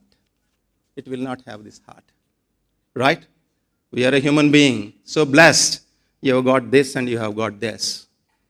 Now so many successful people, after attaining great success, they are in fact talking about these two things. The mind and the heart. Unique things for the human being.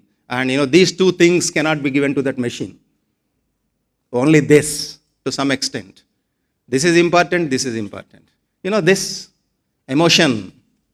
This is emotion, right? Whatever that you store in your heart is the emotion. And if you have, this emotion, and if you know how to rightly use this, you will be liked by people. You get a full good network.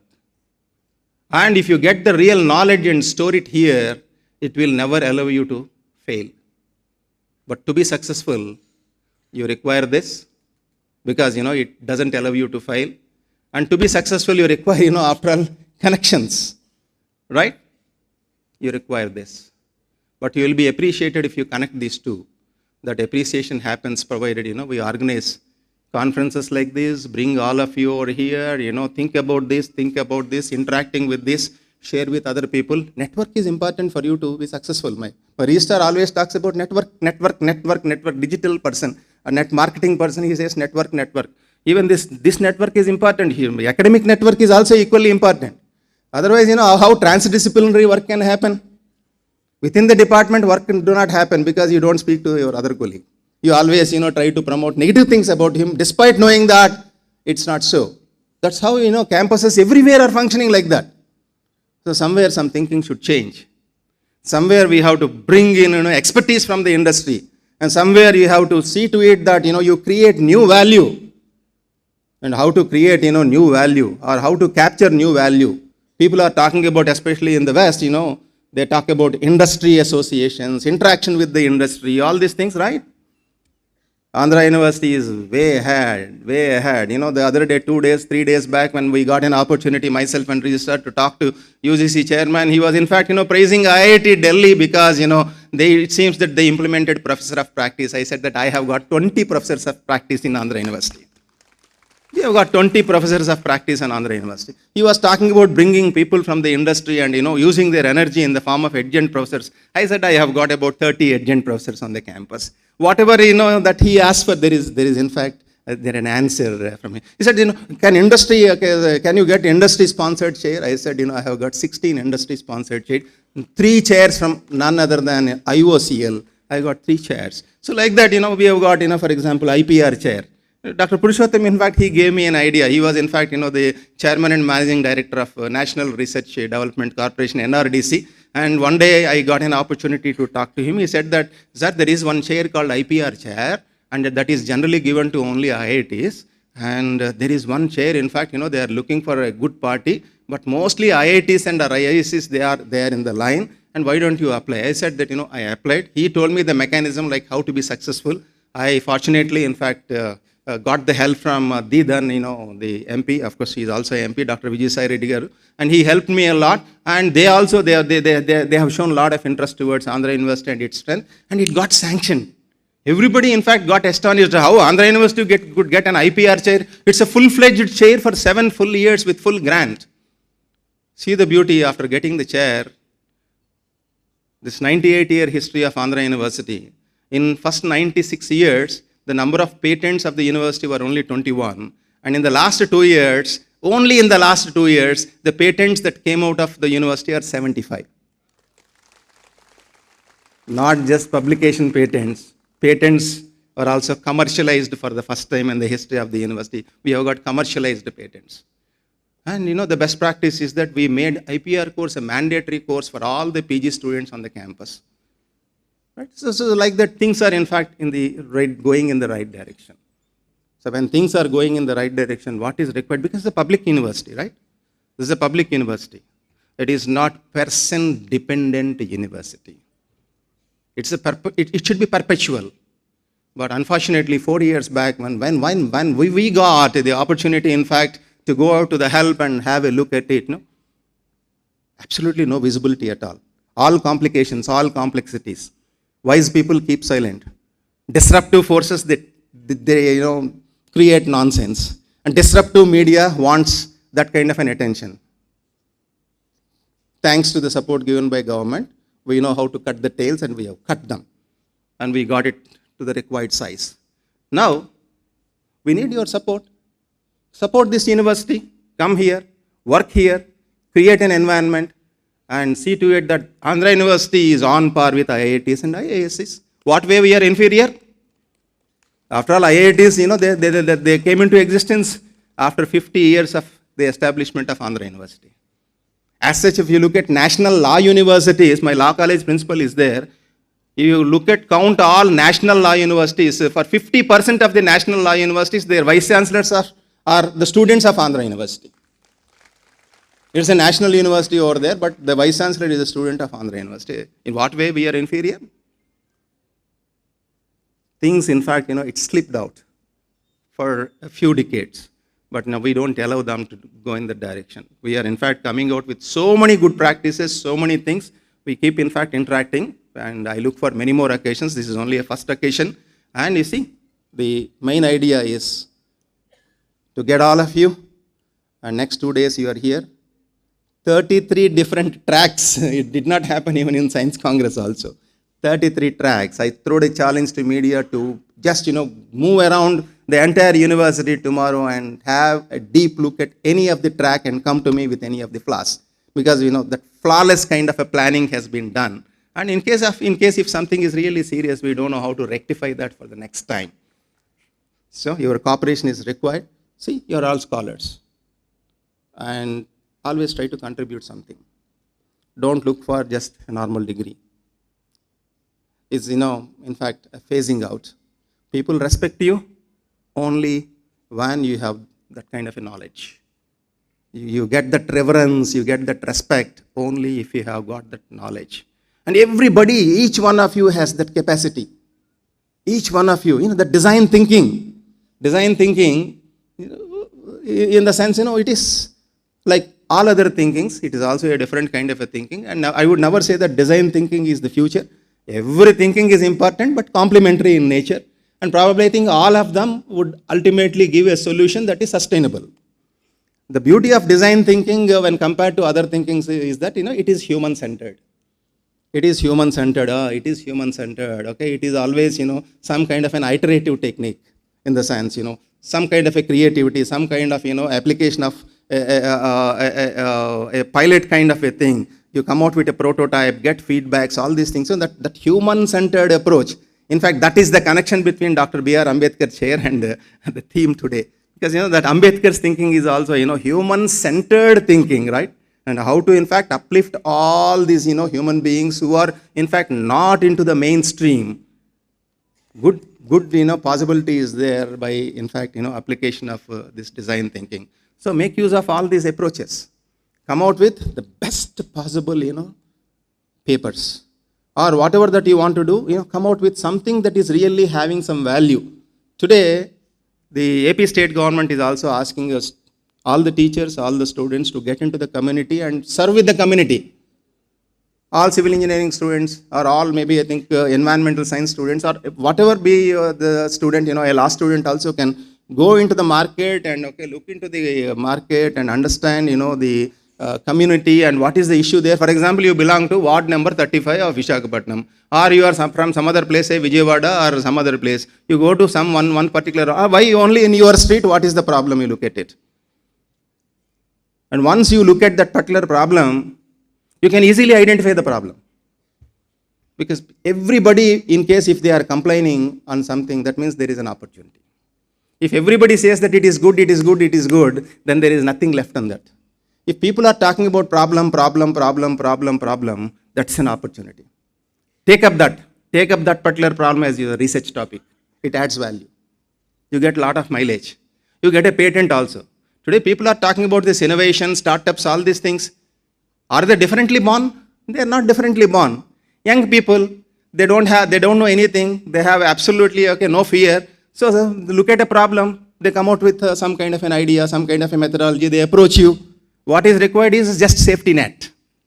You will have to provide a safety net. Because, if this, all of a sudden, if they fall, if they lose money and all, probably today, single chained kind of a scenario back at the home, suicides, all these things. To eliminate that, to avoid that, governments, they have come out with this startup incubation ecosystems where, the student is given the full support, the money, the mentoring, the IPR, the retainer services, the legal services, the market access services, all these things will be told by, the experts in the afternoon session. All these things are there.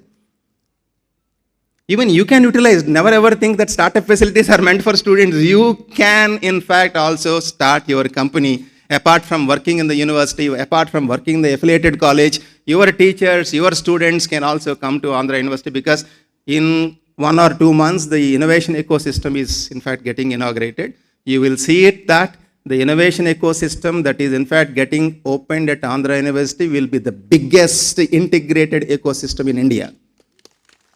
It is not just, tech ecosystem. It is not just T-Hub of Hyderabad.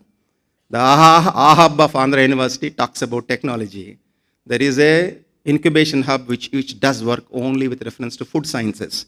There is an incubation hub and which only talks about pharmacy, product development, product testing, biological monitoring. The other day, in fact, pharmacy principal is over here, none other than FDA director, Dr. Carmelo Rosa from America, with all the team members, flew all the way from America to India to Andhra University. 48 big MNC company CEOs were standing in the queue. They were in fact shocked, like how FDA, who doesn't give an appointment to a top-class CEO, is coming all the way to Visakhapatnam, that to Andhra University, because we have shown them through one of our students by name Deva Puranam. We connected, in fact, to FDA, and we are in fact looking for association of FDA to our upcoming pharmacy incubation cell, which is titled as a separate company, Section 8 company by name Element. So like that, Avanti Feeds, Avanti Foundation, it's a private foundation who does a lot of exports with reference to prawns, fish and all, they are, marine exports company. How much money they are investing in the campus? 30 crores. 30 crores. They already invested 15 crores. They have donated, they have built one beautiful space, about 20,000 S50 space, and they have donated all, sophisticated equipment, which has to be used by whom?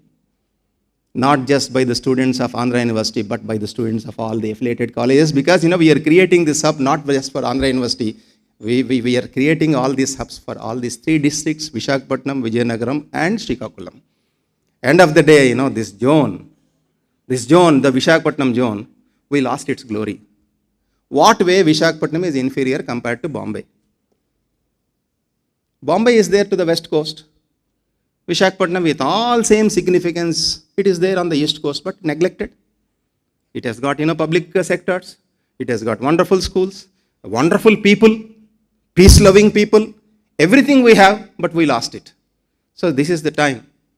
This is the time that we need to, in fact, project Visakhapatnam as real city of destiny, happening place, no way inferior to Silicon Valley, because, Silicon Valley, today people talk about Silicon Valley for innovation just because of Stanford University. And it is the duty of all of you, not just the university alone, all the colleges, all the industry, all the stakeholders. I know that there are so many people from outside states also today attended to this, and there are some people who are also listening to me online. There is, in fact, a common work, a common problem, a complex problem that way. Of course, not really complex, complicated problem.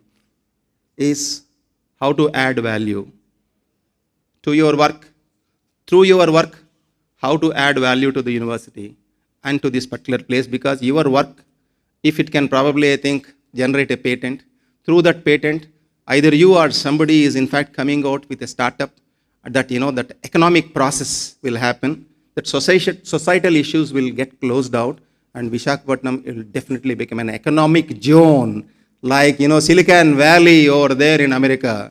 The Visakhapatnam Valley should in fact become the economic zone, and Andhra University, Trans-Disciplinary Research Hub, scholars, guides, and Andhra University administrators, all the departments should become the prime movers for this kind of a happening. So thank you so much for patiently listening to me.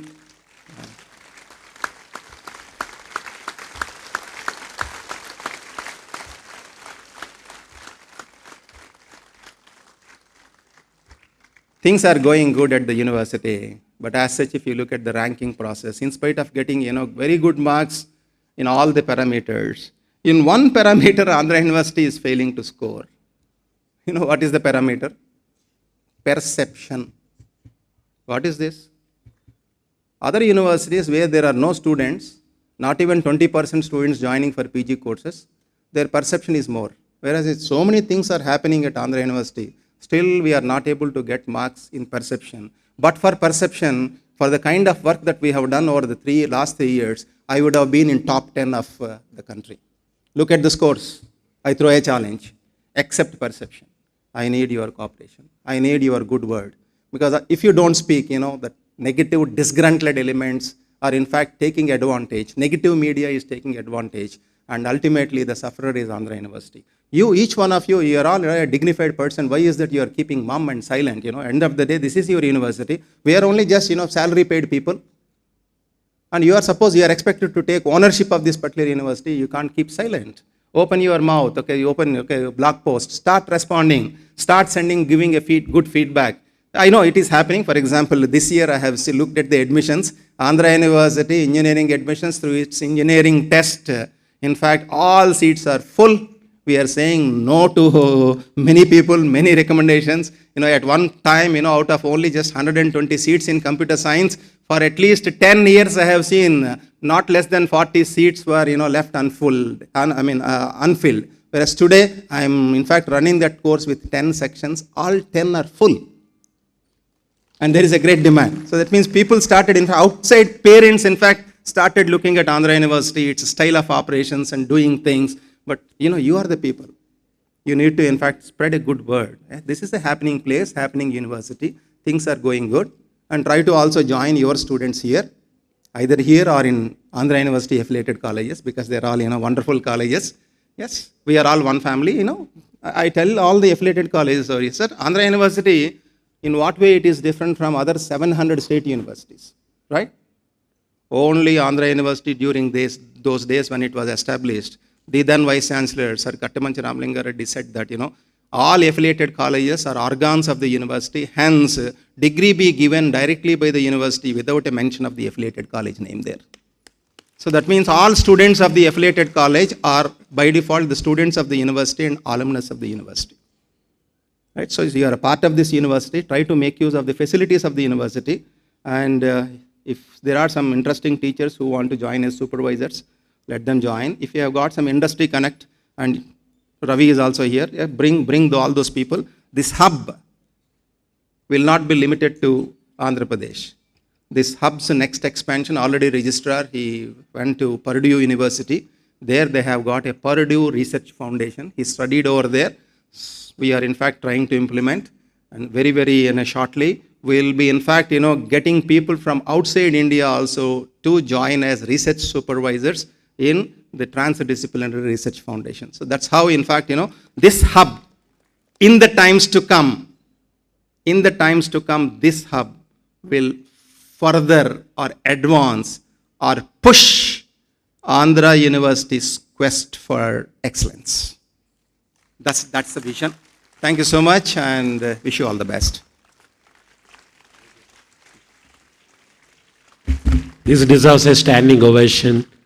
Shall we all stand and give a big round of applause? Thank you so much, sir.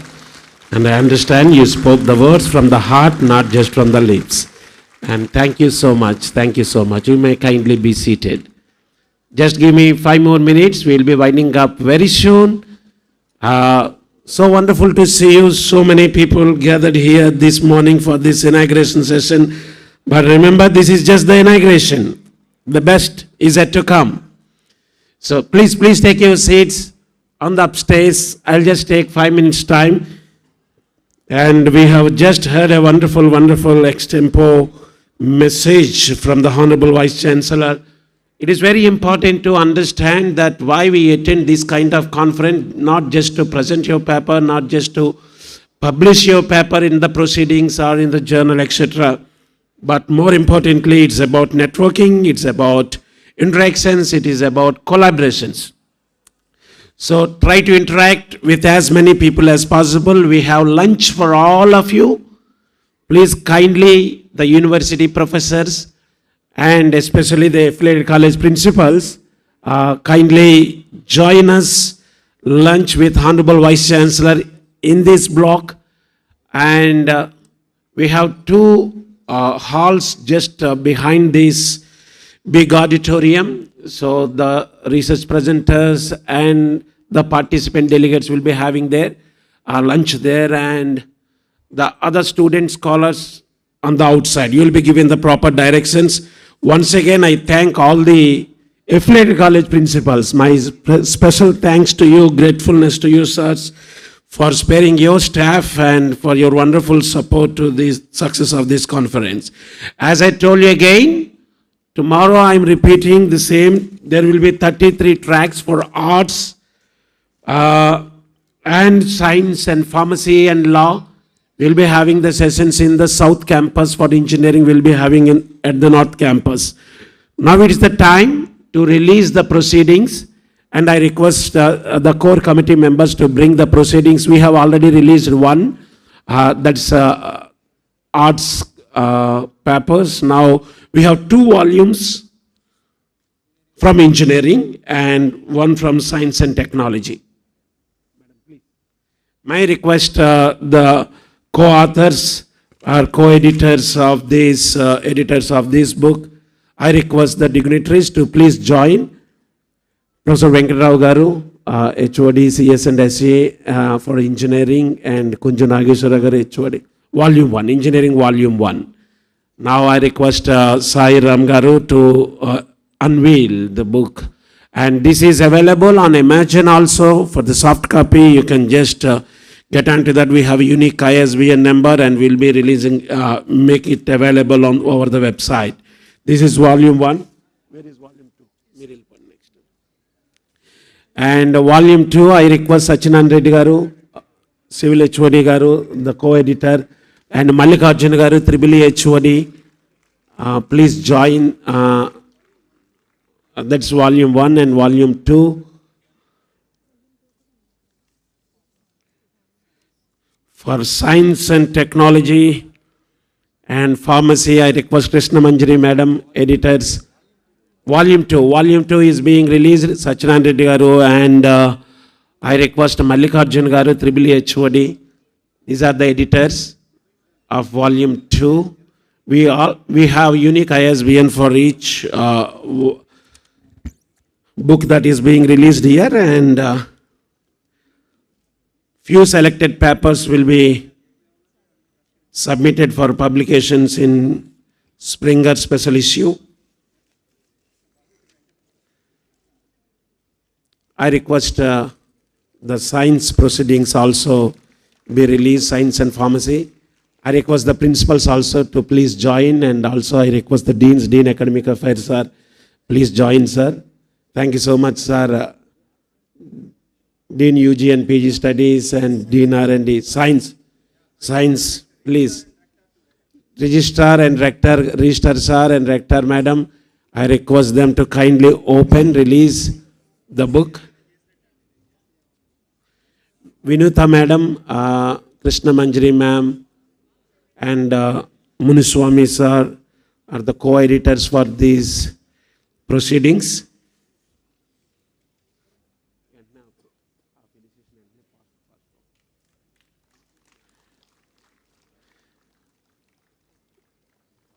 The remaining books I request the organizers to give the remaining proceeding books, each one, please.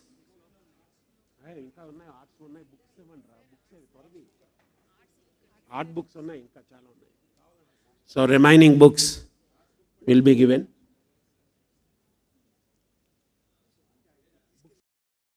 Available.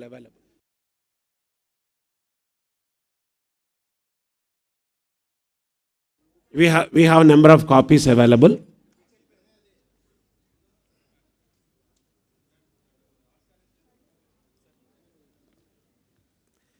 No problem. And a big round of applause. These are all your contributions, right? You are the contributors. Right.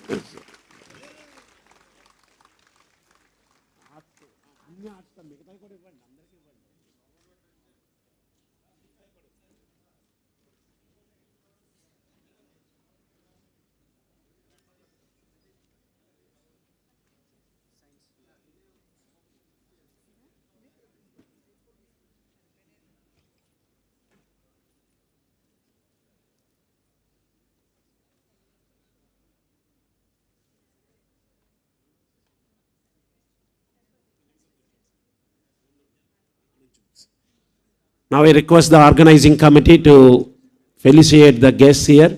I request all the honorable principals of the affiliated college to come forward and felicitate Honorable Vice Chancellor, because this is hub what we own here.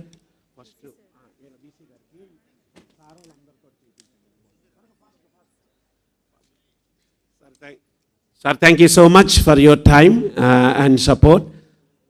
I request all the affiliated college principals to felicitate Honorable Vice Chancellor first, followed by the remaining guests.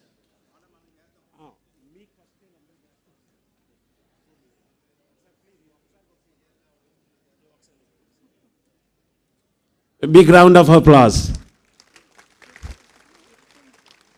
All affiliated college principals expressing their deep sense of gratitude for the platform that has been created to guide and supervise the scholars. Thank you, sir.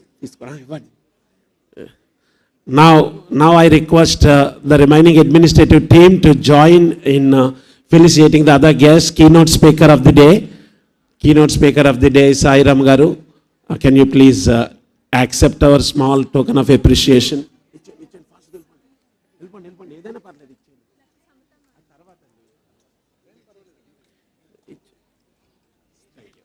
Madam, thank you very much.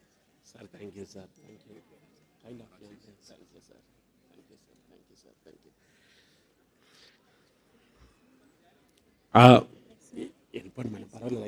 you. I request the organizers to also felicitate our other special speaker. Students, please listen. Afternoon, we have wonderful sessions lined up. Starting from storytelling in design thinking by Dr. Ravi Saripalli. Keynote address by Sri Sairam Bollapragada. Panel discussion, we have experts from ISRO, Dr. R. Murthy Garu, Dr. H. Purushottam Garu, Dr. Ravi Ishwarappa Garu, please come on to the dais. It's my request. I also request Vijay Mohan sir also join the platform, please. Please come and Mahesh Rakheja. Thank you for accepting our invitation, sir.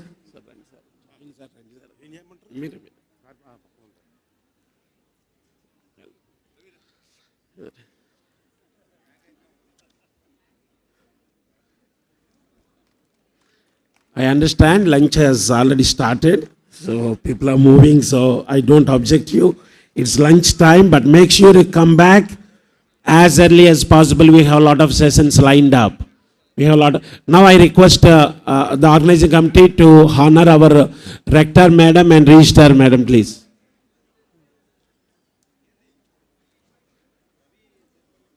Yeah, we are doing it, sir. And also Ravi Saripelli garu, the resource persons, and R. Murthy garu, Dr. R. Murthy garu, please.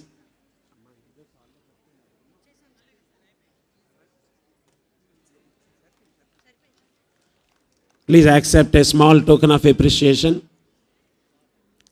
Please understand you have lunch coupons given. Please use them. We are trying to do everything in proper order, so please cooperate with us. I am once again very thankful to all the university professors, HODs, and other teachers, teaching and non-teaching staff. Please join us for lunch. And we have lunch here with Honorable Vice Chancellor, please. I also request all the dignitaries on the dais, off the dais, also to please join. I thank each and every one of you. In the afternoon session, we will start with now Honorable Registrar Sir. Felicitation to Honorable Registrar Sir. Rector Madam, please. Because we have a lot of sessions lined up, so we are just going hurry. Please accept our apologies for being little hurry, but again I request every one of you interact with each other and try to network with other scholars. And finally come back before 2 o'clock here, before 2 o'clock. Sharp 2 o'clock we will start the session. Sharp 2 o'clock. Thank you very much. Have a delicious lunch. Thank you. There are small token of appreciations to all the deans here. Please accept our small token of appreciation. Organizing team, please give away token of appreciation to all the deans and editors, co-editors.